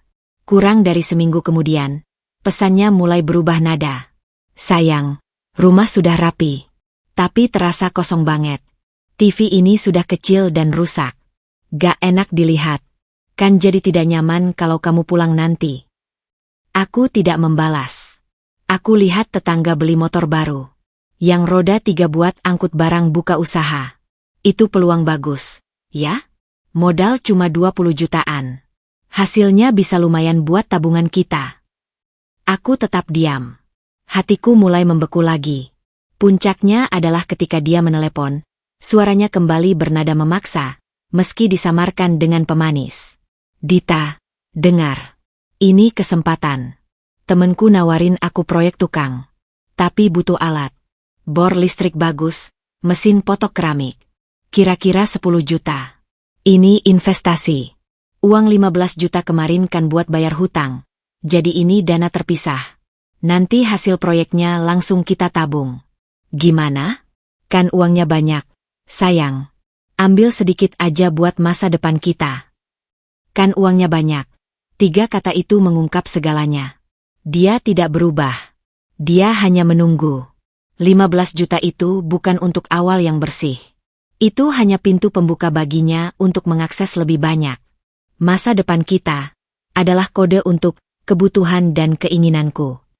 Dengan suara datar, aku menjawab, tidak, Mas. Uang 15 juta itu bantuan terakhir. Tidak ada lagi. Urus pekerjaanmu dengan apa yang ada. Diam di seberang sana. Lalu, nada suaranya berubah drastis, dari manis menjadi getir. Jadi segitunya? Pelit amat sih sama suami sendiri. Udah dikasih hati mau minta jantung. Aku kan berusaha untuk kita. Lu pikir gue mau minta buat foya-foya? Dan disitulah topengnya benar-benar terlepas. Dia mengutuk, menyebutku, serakah, dan lupa daratan. Karena, dapat warisan sedikit langsung sok jual mahal. Semua kata-kata manis, janji perubahan, dan air mata palsu menguap, digantikan oleh kenyataan pahit. Baginya, aku hanyalah mesin ATM berjalan yang sayangnya memiliki PIN yang tidak dia ketahui. Aku menutup telepon. Tidak ada lagi air mata. Yang ada justru kelegaan yang mendalam. Eksperimen itu berhasil dengan sempurna. Dia telah menunjukkan warna aslinya. 15 juta rupiah itu adalah harga yang murah untuk membebaskan pikiranku dari belenggu, bagaimana jika, dan memastikan bahwa keputusanku untuk pergi adalah 100% benar. Aku memandangi langit Jakarta dari balkon apartemen. Malam ini terasa lebih jernih. Manipulasi emosionalnya gagal total. Dia telah memberikan aku hadiah terakhir. keyakinan tak tergoyahkan bahwa tidak ada lagi cinta, tidak ada lagi harapan, yang tersisa hanya urusan hukum yang harus diselesaikan. Dan untuk itu, aku siap. Dengan warisan ibu di satu tangan, dan bukti nyata keserakahan suamiku di tangan yang lain, langkahku menuju kebebasan menjadi lebih pasti dari sebelumnya. Uang percobaan, itu bukan tanda kelemahanku, tapi senjata pamungkas yang kupakai untuk mengukir finalitas dalam hatiku sendiri. Setelah percakapan telepon yang menjadi titik balik itu, Mas Fahrul sepertinya menyadari bahwa jalur manipulasi emosional sudah tertutup rapat. Ponsel lamaku kembali sunyi. Kali ini sunyi yang berbeda, bukan lagi sunyi permohonan, tetapi sunyi kebuntuan yang penuh dendam. Aku bisa merasakannya, bahkan dari kejauhan. Namun, aku tidak tinggal diam. Insting untuk melindungi diri dan asetku membuatku mengambil langkah lebih jauh. Melalui rekomendasi Pak Handoko, aku menyewa jasa seorang detektif swasta yang berpengalaman, Pak Dharma. Tujuanku sederhana namun krusial. Mengumpulkan data konkret tentang kehidupan finansial dan kebiasaan Mas Fahrul yang sebenarnya, terutama soal judi dan hutang. Kita perlu tahu seberapa dalam lubang yang dia gali sendiri, nasihat Pak Handoko. Itu bisa menjadi alat negosiasi, atau setidaknya, persiapan jika dia benar-benar nekat menyeretmu ke pengadilan. Pak Dharma, pria berusia 50-an dengan penampilan sangat biasa sehingga mudah terlupakan, bekerja dengan efisien. Dalam waktu seminggu, dia melaporkan temuan-temuan yang membuatku menggigil, bukan karena takut, tapi karena betapa butanya aku selama ini. Laporan Pak Dharma, rangkuman. 1. Judul online Mas Fahrul adalah pemain aktif di 3 situs judi online ilegal, khususnya taruhan bola dan kasino. Usernamanya yang kasar mudah dilacak. Rata-rata dia bertaruh 1-2 juta per hari, dengan kekalahan yang jauh lebih sering daripada kemenangan. 2. Rentenir, dia tidak hanya berhutang pada 1 rentenir. Ada 3 rentenir berbeda yang dia pinjam, dengan total hutang pokok sekitar 45 juta rupiah, belum termasuk bunga yang mencekik, yang bisa menggandakan jumlahnya. Rentenir utama, seorang preman berjuluk Bang Juki, dikenal keras dalam menagih. 3. Pola hidup setelah menerima transfer 15 juta dariku, dia tidak langsung melunasi seluruh hutangnya ke Bang Juki. Dia hanya membayar 10 juta, mungkin untuk menurunkan tekanan, dan sisa 5 juta dihabiskan dalam 3 hari. Beli jam tangan KW Super, traktir teman-teman ke klub malam, dan tentu saja, modal judi lagi yang akhirnya habis. 4. Konsumsi mewah terselubung selama ini, saat aku mengira dia sedang kerja lembur. Seringkali dia sedang nongkrong di kafe bersama teman-teman sambil pamer proyek besar yang akan dia dapat. Dia selalu yang mentraktir, dengan uang yang dipinjam atau uang belanja bulanan yang dipotongnya. 5. Mobil angsuran mobil barunya sudah telat 2 bulan. Surat peringatan dari Leasing sudah datang. Ini yang membuatnya sangat tertekan. Intinya, Budita, kata Pak Dharma saat kami bertemu di sebuah warung kopi, suami Anda terjebak dalam siklus. Pinjam, kalah judi, pinjam lagi, hidup di atas kemampuan untuk menjaga gengsi. Dan sekarang, karena sumber angin segar dari Anda sudah ditutup, dia sedang berada di ujung tanduk. Aku mengangguk, perasaan campur aduk. Ada rasa puas yang kejam mengetahui bahwa karma mulai bekerja. Tapi juga ada keprihatinan naif atas kehancuran yang dia undang sendiri. Apa yang akan dia lakukan selanjutnya? Sangat mungkin dia akan mencoba mendatangi Anda secara langsung, atau mengancam. Tapi dengan tekanan dari rentenir dan Leasing, fokusnya mungkin akan beralih ke sana dulu. Dia butuh uang cepat. Benar kata Pak Dharma. Beberapa hari kemudian, Tante Rina meneleponku, suaranya panik. Dita, ada 2 lelaki preman datang ke rumah ibumu di sini. Mereka cari Fahrul. Katanya Fahrul hutang dan kasih alamat ini sebagai rumah keluarganya. Mereka ancam mau urus rumah kalau hutang tidak dibayar. Nafasku tersekat. Dia berani melibatkan rumah peninggalan ibu? Kemarahanku meluap. Aku segera menghubungi Pak Handoko. Dalam waktu singkat, seorang pengacara muda dari kantornya yang tanggap diturunkan ke Malang. Dia menghubungi polisi setempat dan menghadapi preman itu langsung. Dengan bukti kepemilikan sertifikat rumah yang atas namaku, dan bukan Mas Fahrul, serta pernyataan bahwa Mas Fahrul tidak memiliki hubungan hukum dengan properti itu, para preman itu akhirnya pergi dengan peringatan agar tidak mengganggu lagi. Tante Rina masih trauma, tapi keadaan sudah aman. Insiden itu adalah peringatan keras. Mas Fahrul sudah kehilangan akal sehat. Dia mempertaruhkan segala sesuatu, bahkan mendatangkan bahaya pada keluarga yang tidak bersalah. Karma semakin mendentum ketika Pak Dharma mengirim update. Bang Juki, sang rentenir utama, mulai kehilangan kesabaran. Dia sudah menyita motor bekas Fahrul, motor tua peninggalan bapaknya, dan mengancam akan mempermalukannya di tempat kerja jika uang tidak dilunasi dalam seminggu. Aku memutuskan untuk mengambil langkah preventif. Aku meminta Pak Handoko mengirimkan surat peringatan resmi atas namaku sebagai istri, yang menyatakan bahwa saya tidak bertanggung jawab atas segala hutang yang dibuat oleh Mas Fahrul tanpa persetujuan saya, dan bahwa segala tindakan yang mengganggu saya atau keluarga saya akan ditindak secara hukum. Surat itu dikirim ke kantornya, ke alamat rumah, dan secara simbolis, satu salinan dibiarkan diketahui oleh Bang Juki melalui kenalan. Efeknya langsung terasa. Mas Fahrul meneleponku, suaranya lirih dan putus asa, sangat berbeda dengan amarah atau manipulasi sebelumnya. Dita, tolong. Mereka akan menghancurkanku. Mereka ancam akan datang ke kantor. Aku bisa dipecat. Aku tidak punya apa-apa lagi. Kamu masih punya mobil, kataku dingin. Mobil, leasingnya akan disita. Aku telat bayar. Lalu apa yang kau inginkan dariku, Mas? Uang 15 juta kemarin sudah kau buang. Kau pikir ada lagi?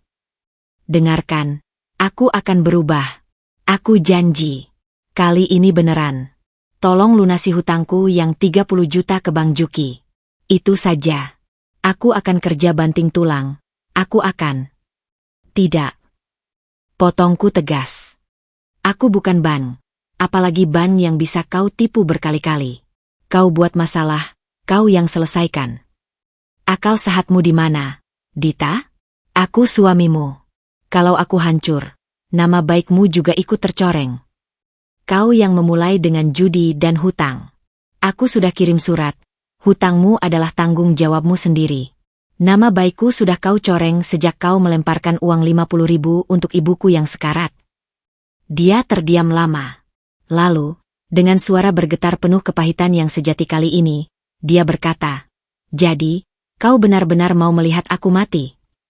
Aku tidak mau melihat siapapun mati. Tapi aku juga tidak akan lagi menyelamatkan orang yang terus-menerus melompat ke dalam lubang yang sama sambil menarik-narik tanganku.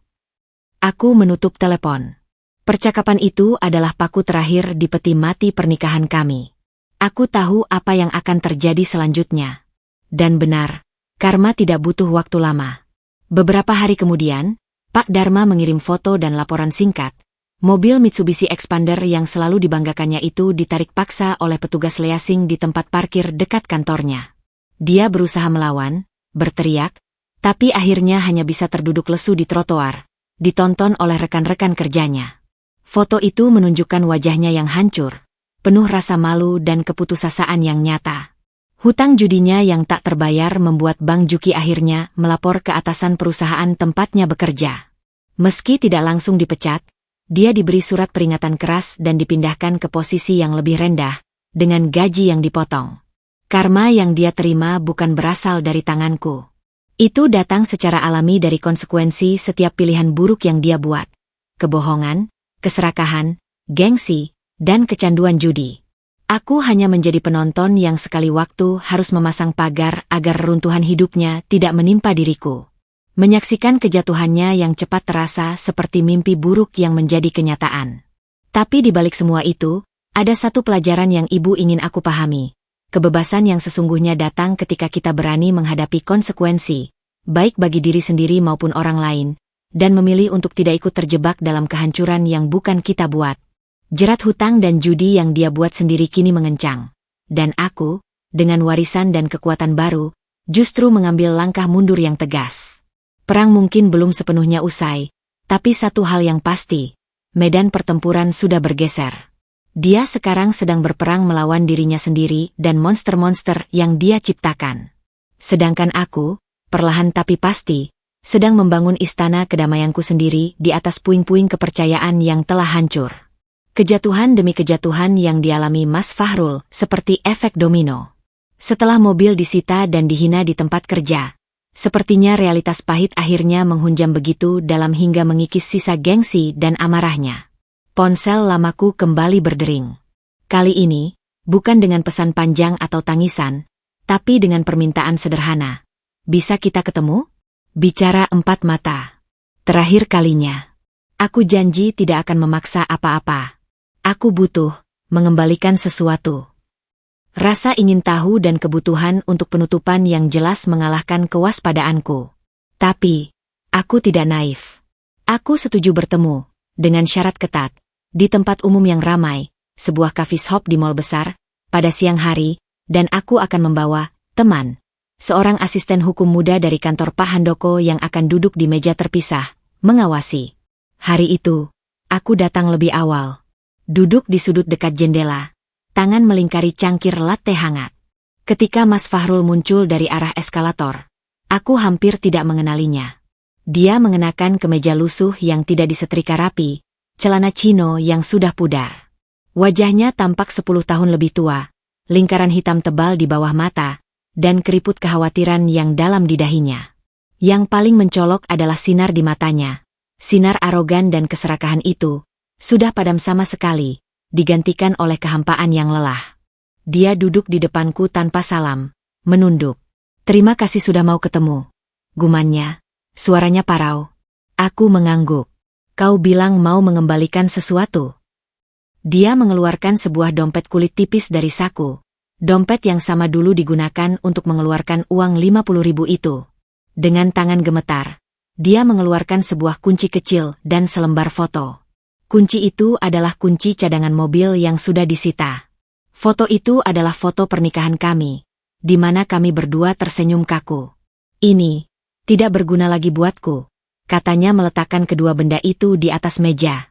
Dan ini, mungkin kau mau menyimpannya, atau membuangnya. Aku tidak menyentuh keduanya. Aku hanya menatapnya. Apa yang sebenarnya kau inginkan, Mas Fahrul? Ini bukan sekadar soal mengembalikan barang. Dia menarik napas dalam, seakan mengumpulkan keberanian. Matanya naik, menatapku langsung. Untuk pertama kalinya dalam pernikahan kami, dia benar-benar melihat aku, bukan sebagai istri atau aset, tapi sebagai manusia. Aku ingin mengaku, Dita. Semuanya. Suaranya pecah. Aku pelit, bukan karena trauma masa kecil seperti yang kubilang. Tapi karena aku serakah. Aku ingin terlihat sukses di mata orang lain, punya mobil bagus, bisa traktir teman, tapi gajiku pas-pasan. Jadi, aku menipu diriku sendiri dengan menghemat dari hal termudah, darimu. Kata-kata itu meluncur deras, seperti bendungan yang jebol. Aku menghinamu dengan uang 50.000 itu karena aku takut. Takut kalau ibumu butuh banyak uang, dan tabungan kecilku untuk DP mobil baru akan terganggu. Aku egois dan pengecut. Dia menatap tangannya sendiri. Aku judi karena itu adalah jalan pintas yang kuanggap mudah. Aku pikir, sekali menang besar, semua masalah selesai. Aku bisa melunasi semuanya dan tetap jadi orang hebat di matamu. Tapi yang terjadi, aku terjerumus. Dan semakin dalam aku terjerumus, semakin aku butuh uang, semakin aku membencimu karena kau polos, kau sederhana. Kau mengingatkanku pada kegagalanku. Dia menangis. Tangisan sunyi. Air mata mengalir tanpa suara isak. Warisan ibumu. Itu seperti mimpi yang jadi kenyataan. Bukan untuk kita, Dita. Tapi untukku sendiri. Aku langsung membayangkan semua hutangku lunas. Mobil baru, hidup mewah. Dan kau? Dalam mimpiku itu, kau tetap di dapur. Mungkin hanya dengan apron yang lebih mahal. Aku mendengarkan, tanpa interupsi. Perasaanku mati rasa. Pengakuan ini terlambat, tapi setidaknya, ini jujur. Dan sekarang, lanjutnya, suara hancur. Aku kehilangan segalanya. Mobil, harga diri, pekerjaan yang nyaris lepas. Aku dikepung hutang. Dan aku tahu, ini semua salahku. Sepenuhnya. Dia mengangkat matanya lagi, penuh penyesalan yang tampak nyata. Aku tidak berhak minta maaf. Tapi aku mau mengatakannya. Aku menyesal, Dita, sungguh-sungguh menyesal telah menyia-nyiakan dan menyakitimu.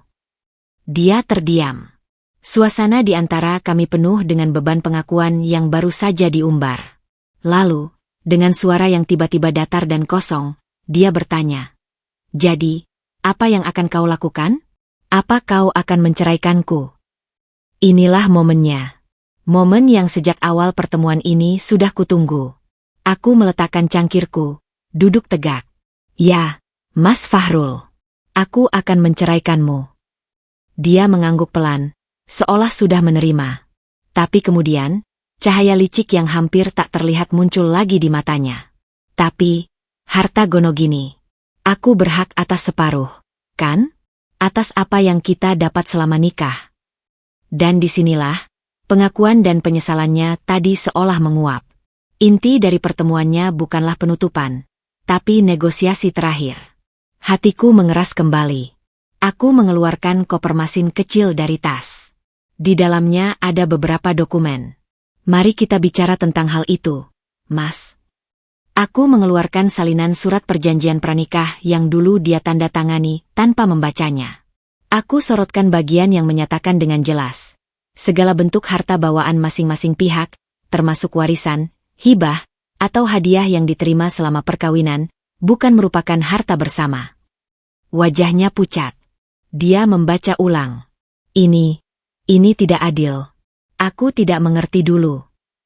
Kau dewasa, dan kau tanda tangan. Notaris sudah menjelaskan.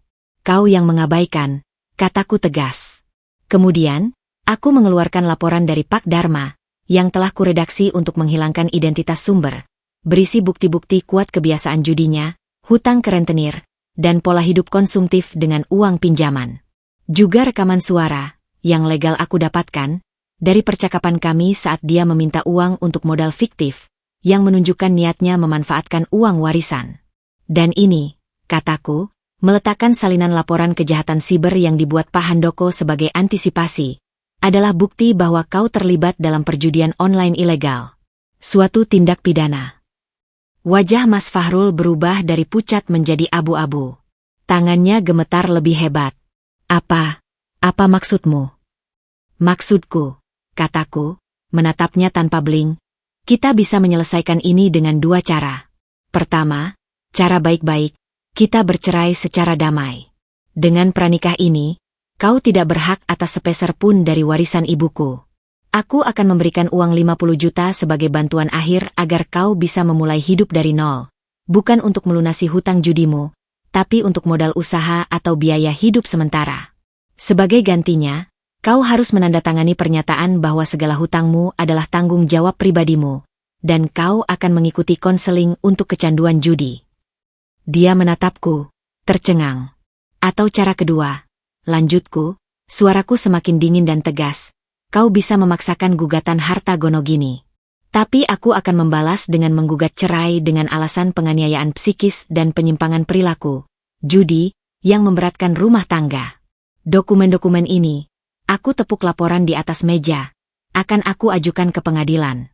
Dan sialnya buatmu, dalam kasus perceraian dengan kesalahan di pihakmu, tidak hanya kau tidak dapat harta, kau juga bisa diwajibkan membayar uang mut'ah atau nafkah.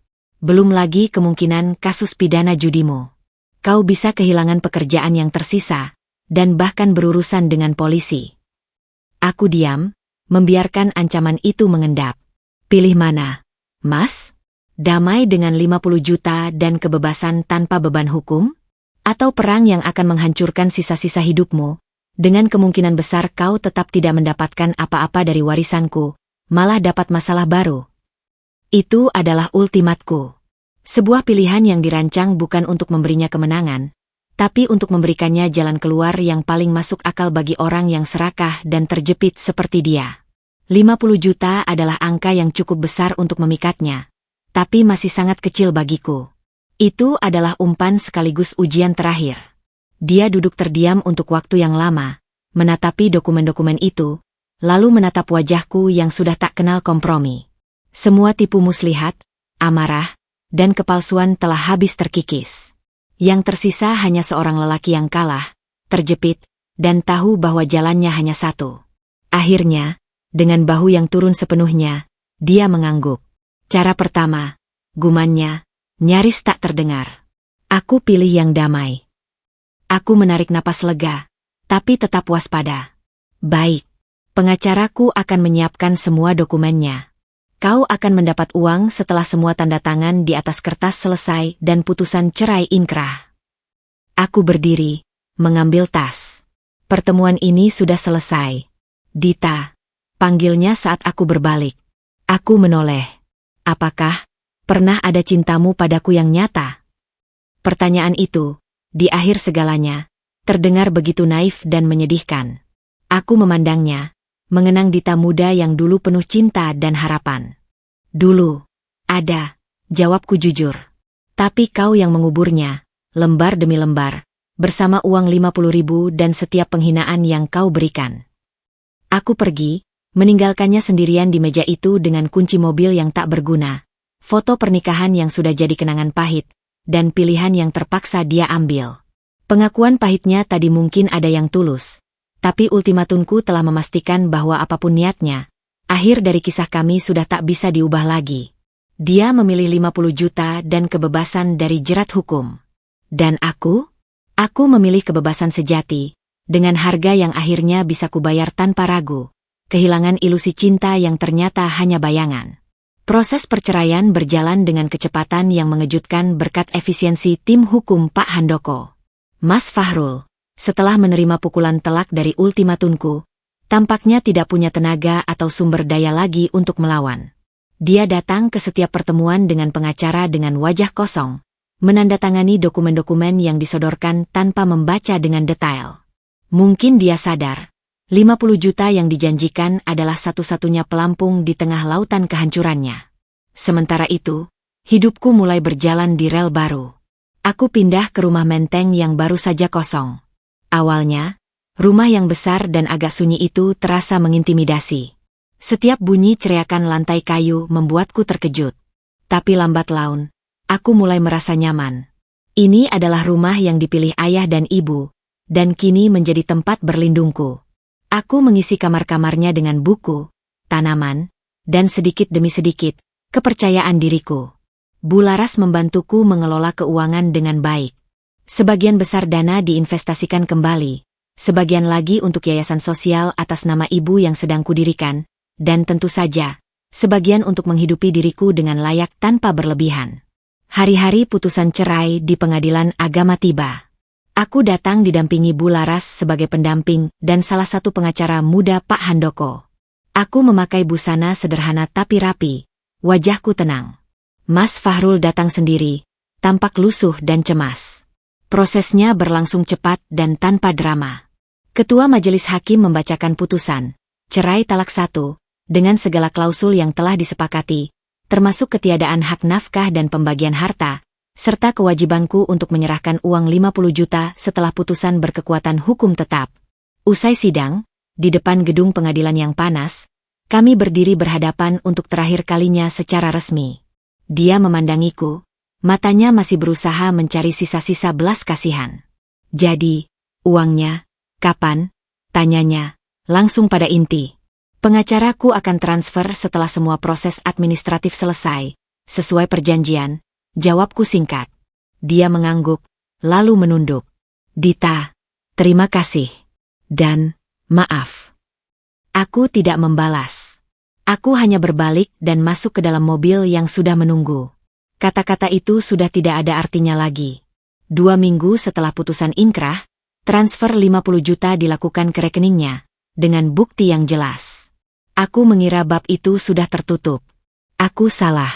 Suatu sore yang gerimis, sekitar sebulan setelah perceraian, bel pintu rumahku berbunyi. Aku tengah asyik merapikan berkas-berkas yayasan di ruang kerja. Melalui monitor CCTV yang baru kupasang, aku melihat sosok yang tak asing berdiri terhuyung di depan pagar besi tinggi. Mas Fahrul. Dia tampak lebih buruk dari terakhir kali kulihat. Jaketnya basah, rambut acak-acakan, dan wajahnya pucat seperti tak tidur berhari-hari. Hatiku berdegup kencang. Apa yang dia inginkan? Uang sudah diberikan. Kontrak sudah beres. Aku mengambil ponsel dan siap menelepon security kompleks jika perlu. Tapi rasa ingin tahu, dan mungkin sisa naluri lama, membuatku membuka interkom. Ya. Dita, tolong. Buka pintu. Aku butuh bicara. Suaranya parau, nyaris merengek. Apa yang perlu kita bicarakan lagi? Semuanya sudah selesai. Tolong, 5 menit saja. Aku mohon. Dengan perasaan tidak enak, akhirnya kubuka pintu pagar listrik. Dia melangkah masuk, matanya melirik ke sekeliling halaman yang tertata rapi, rumah bergaya kolonial yang megah. Aku melihat keheranan dan kedengkian yang tak tersembunyi di matanya. Dia tahu ini rumah warisan ibu, tapi melihatnya secara langsung tampaknya masih memberikan pukulan. Dia berdiri di teras, enggan masuk ke dalam atau mungkin tidak kuasa. Rumahmu, bagus, gumannya. Apa keperluanmu, Mas Fahrul? Tanyaku, tetap berdiri di ambang pintu, siap menghalangi. Dia menarik napas dalam, lalu tiba-tiba, tanpa tanda-tanda, tubuhnya lunglai. Bukan pingsan, tapi dia bersujud. Benar-benar bersujud. Dahi menyentuh lantai marmer teras yang dingin, tangan terentang ke depan, persis di depan kakiku. Aku terpana, mundur selangkah. Apa yang kau lakukan? Bangun. Dita, tolong. Suaranya teredam oleh lantai. Mereka akan membunuhku. Siapa? Bang Juki. Mereka semua. Hutangku. Bunganya menggila. 50 juta itu. Habis dalam seminggu. Aku coba bayar sebagian, tapi sisanya kugunakan untuk. Dia terdiam, malu. Untuk judi lagi. Kau kira bisa balik modal? Lengkapiku dengan nada datar. Rasa jijikku memuncak. Dia mengangguk, masih bersujud. Aku kalah lagi. Sekarang mereka minta 80 juta sekaligus. Kalau tidak, mereka bilang akan memotong tanganku. Aku sudah tidak punya apa-apa lagi, Dita. Pekerjaanku tinggal nama. Keluargaku sudah kapok. Hanya kamu. Dia menengadahkan wajahnya, penuh air mata dan keringat. Hanya kamu yang bisa menolongku. Aku bersujud padamu. Aku akui semua kesalahanku. Lihat, aku merendah seperti ini. Tolong selamatkan aku. Kau dulu istriku. Kau pasti masih punya hati. Sujudnya bukanlah ungkapan penyesalan spiritual. Ini adalah tindakan keputusasaan yang penuh perhitungan. Dia pikir, dengan merendahkan diri secara ekstrim seperti ini, dengan menunjukkan kerendahan hati, aku akan luluh. Dia memanfaatkan sisa-sisa ikatan emosional lama dan stereotip bahwa perempuan itu mudah iba. Aku memandangnya, lelaki yang dulu begitu arogan, yang melemparkan uang ke hadapanku, yang mengancam akan mengambil warisanku, kini tergeletak seperti cacing di depan pintu rumahku.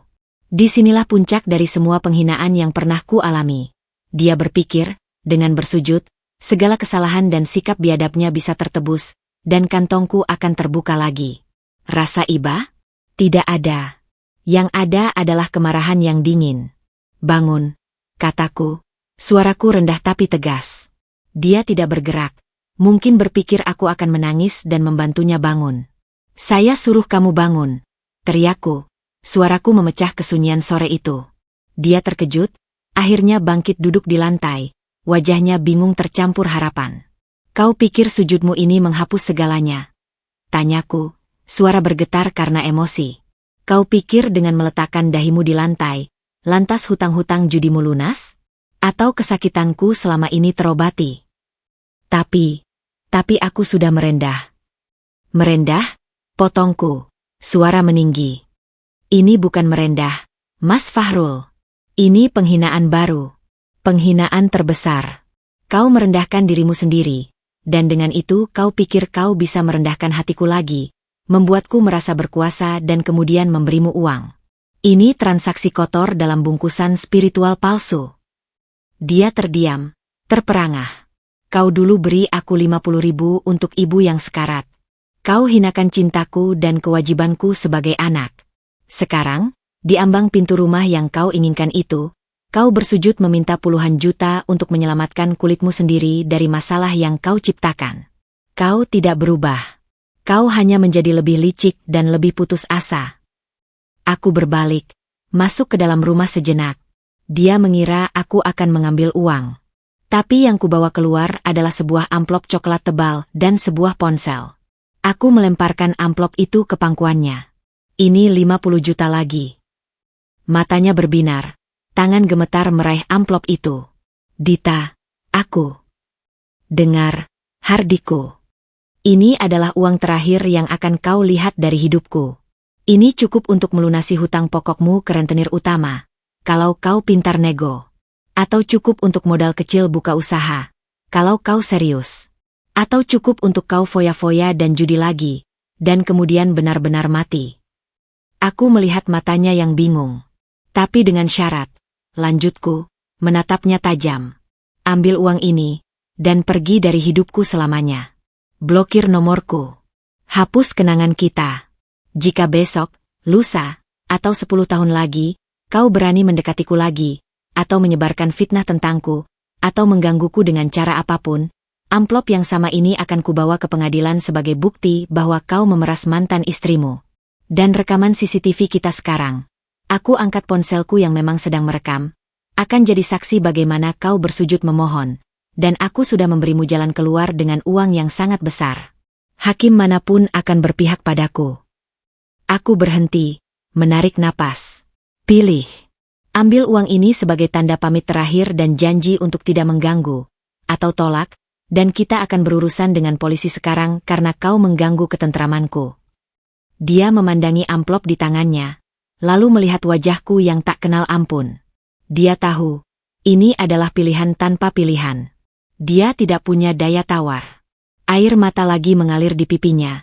Tapi kali ini, air mata kekalahan total.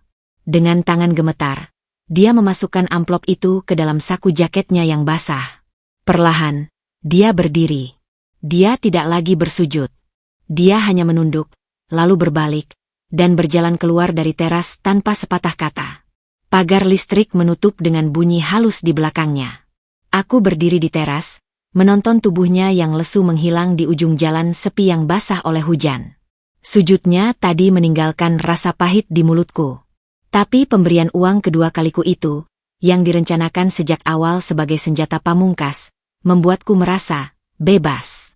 Bukan karena aku dermawan, tapi karena aku telah memutuskan mata rantai itu dengan caraku sendiri, memberi dengan satu tangan sambil mengangkat pedang hukum dengan tangan lainnya. Aku kembali ke dalam rumah, mengunci pintu. Detak jantungku perlahan kembali normal. Adegan di teras tadi adalah babak penutup dari drama pernikahan kami yang kelam. Dia pergi dengan uang dan rasa hina yang baru. Aku tinggal dengan rumah, warisan, dan kebebasan yang kubeli dengan harga sangat mahal. Dan kali ini, aku yakin, dia tidak akan kembali. Sujudnya adalah akhir, dan uangku adalah batu nisan yang menutup kuburannya dalam hidupku selamanya. Waktu berlalu dengan sunyi yang membahagiakan. Tidak ada lagi dering telepon bernada ancaman atau rengekan. Tidak ada lagi debat tentang uang belanja atau tatapan penuh perhitungan. Kesunyian di rumah menteng yang awalnya terasa luas dan mengintimidasi, kini berubah menjadi kedamaian yang kupeluk erat. Setahun telah berlalu sejak sore gerimis ketika Mas Fahrul bersujud di teras rumahku.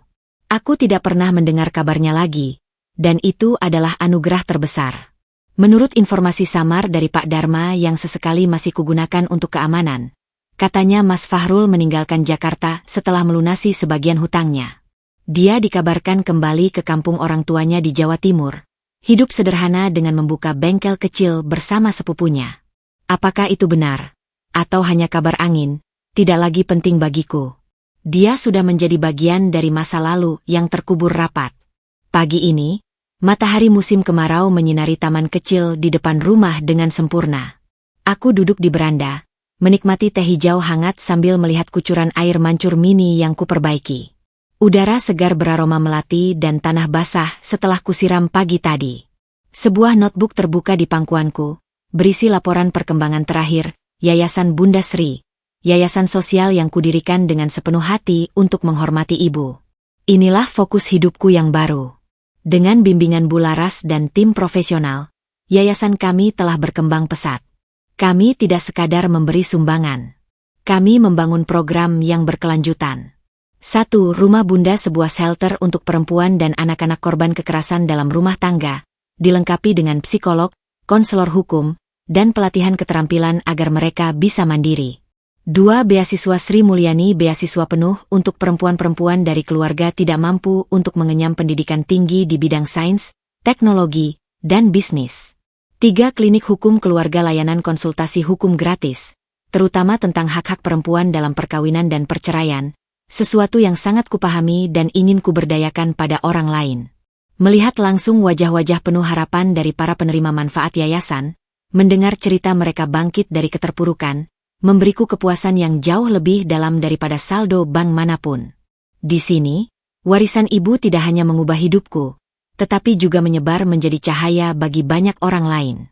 Kehidupan pribadiku juga mulai berwarna. Aku mengambil kembali hobi-hobi lama yang dulu terkubur, membaca novel tebal, mengikuti kelas melukis, dan bahkan belajar berkebun. Aku juga perlahan membuka diri untuk pertemanan baru, dengan para volunteer yayasan, dengan tetangga yang baik hati, dan dengan komunitas perempuan pengusaha yang mendukung satu sama lain. Ada seorang pria, seorang arsitek yang menjadi konsultan untuk renovasi shelter rumah Bunda, yang mulai menunjukkan ketertarikan.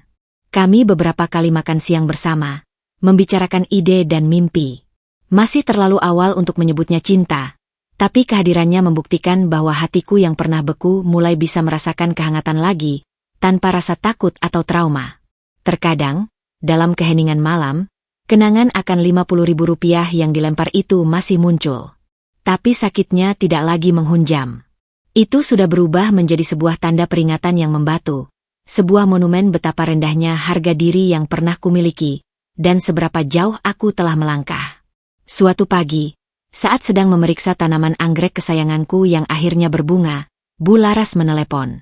Dita, laporan keuangan tahunan yayasan sudah selesai. Alhamdulillah, semua dana terkendali dengan baik, bahkan hasil investasi kita bisa menambah 2 program baru tahun depan. Terima kasih, Bu Laras. Tanpa bantuan Ibu, aku tidak akan bisa, jawabku tulus. Ah, kamu yang cepat belajar. Ibu MU pasti sangat bangga. Kalimat itu selalu membuat mataku berkaca-kaca. Ya, aku berharap ibu bisa melihatnya. Bahwa uangnya tidak membuatku menjadi orang yang sombong atau boros, tapi menjadi alat untuk melakukan kebaikan dan menemukan jati diriku. Di akhir pekan, aku mengadakan acara kecil-kecilan di rumah untuk anak-anak dari rumah Bunda. Tawa ceria mereka mengisi setiap sudut rumah yang dulu sepi. Melihat mereka berlarian di halaman, wajahku tak henti-hentinya tersenyum. Seorang gadis kecil bernama Sari, yang ibunya selamat dari pernikahan penuh kekerasan, menghampiriku sambil memegang gambar yang dia lukis. Tante Dita, ini untuk Tante, katanya polos. Gambarnya sederhana, sebuah rumah besar dengan matahari bersinar terang, dan seorang perempuan tersenyum di depannya. Ini rumah Tante, kan? Yang bikin senang, ucap Sari. Aku memeluknya erat, menahan haru. Iya, sayang. Ini rumah Tante. Dan kalian semua yang bikin rumah ini penuh senyuman. Malam itu, setelah semua tamu pulang dan rumah kembali tenang, aku berdiri di jendela kamar tidurku yang menghadap ke taman. Langit Jakarta dipenuhi bintang, sesuatu yang jarang terlihat. Aku memegang figura foto ibu yang tersenyum lembut. Ibu, bisikku, janji Dita sudah Dita tepati. Aku berdiri di atas kakiku sendiri. Aku menggunakan pemberianmu dengan bijak. Aku menemukan kebahagiaan bukan dari banyaknya uang, tapi dari arti yang bisa kubuat dengannya. Aku meletakkan figura itu kembali di meja samping tempat tidur, tepat di sebelah buku harian yang baru kumulai. Di halaman pertama buku itu, kutulis, "Hari ini, aku bebas. Bebas dari rasa takut. Bebas dari penghinaan. Bebas untuk memilih bahagia." Perjalanan dimulai dari selembar uang 50.000 yang dilempar, dan berakhir dengan senyuman seorang anak yatim di rumah yang dipenuhi cahaya. Ibu, terima kasih untuk segalanya. Aku akhirnya mengerti, warisan terbesarmu bukanlah uangnya, tapi kekuatan untuk mengatakan, tidak, pada segala yang merendahkan, dan, ya, pada segala yang memberdayakan. Aku, Dita, akhirnya pulang.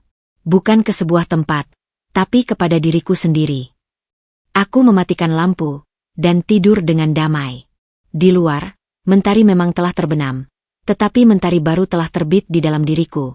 Mentari kemandirian, kedamaian, dan cinta yang sehat. Bab kelam dengan Mas Fahrul telah berakhir. Dan bab baru dalam hidupku, bab yang sepenuhnya kumiliki dan kukendalikan, baru saja dimulai dengan halaman yang terbuka lebar, menunggu untuk diisi dengan kisah-kisah baik, kebahagiaan, dan kemungkinan-kemungkinan tanpa batas. Ini adalah akhir dari sebuah tragedi, dan awal dari sebuah kehidupan yang seutuhnya milikku.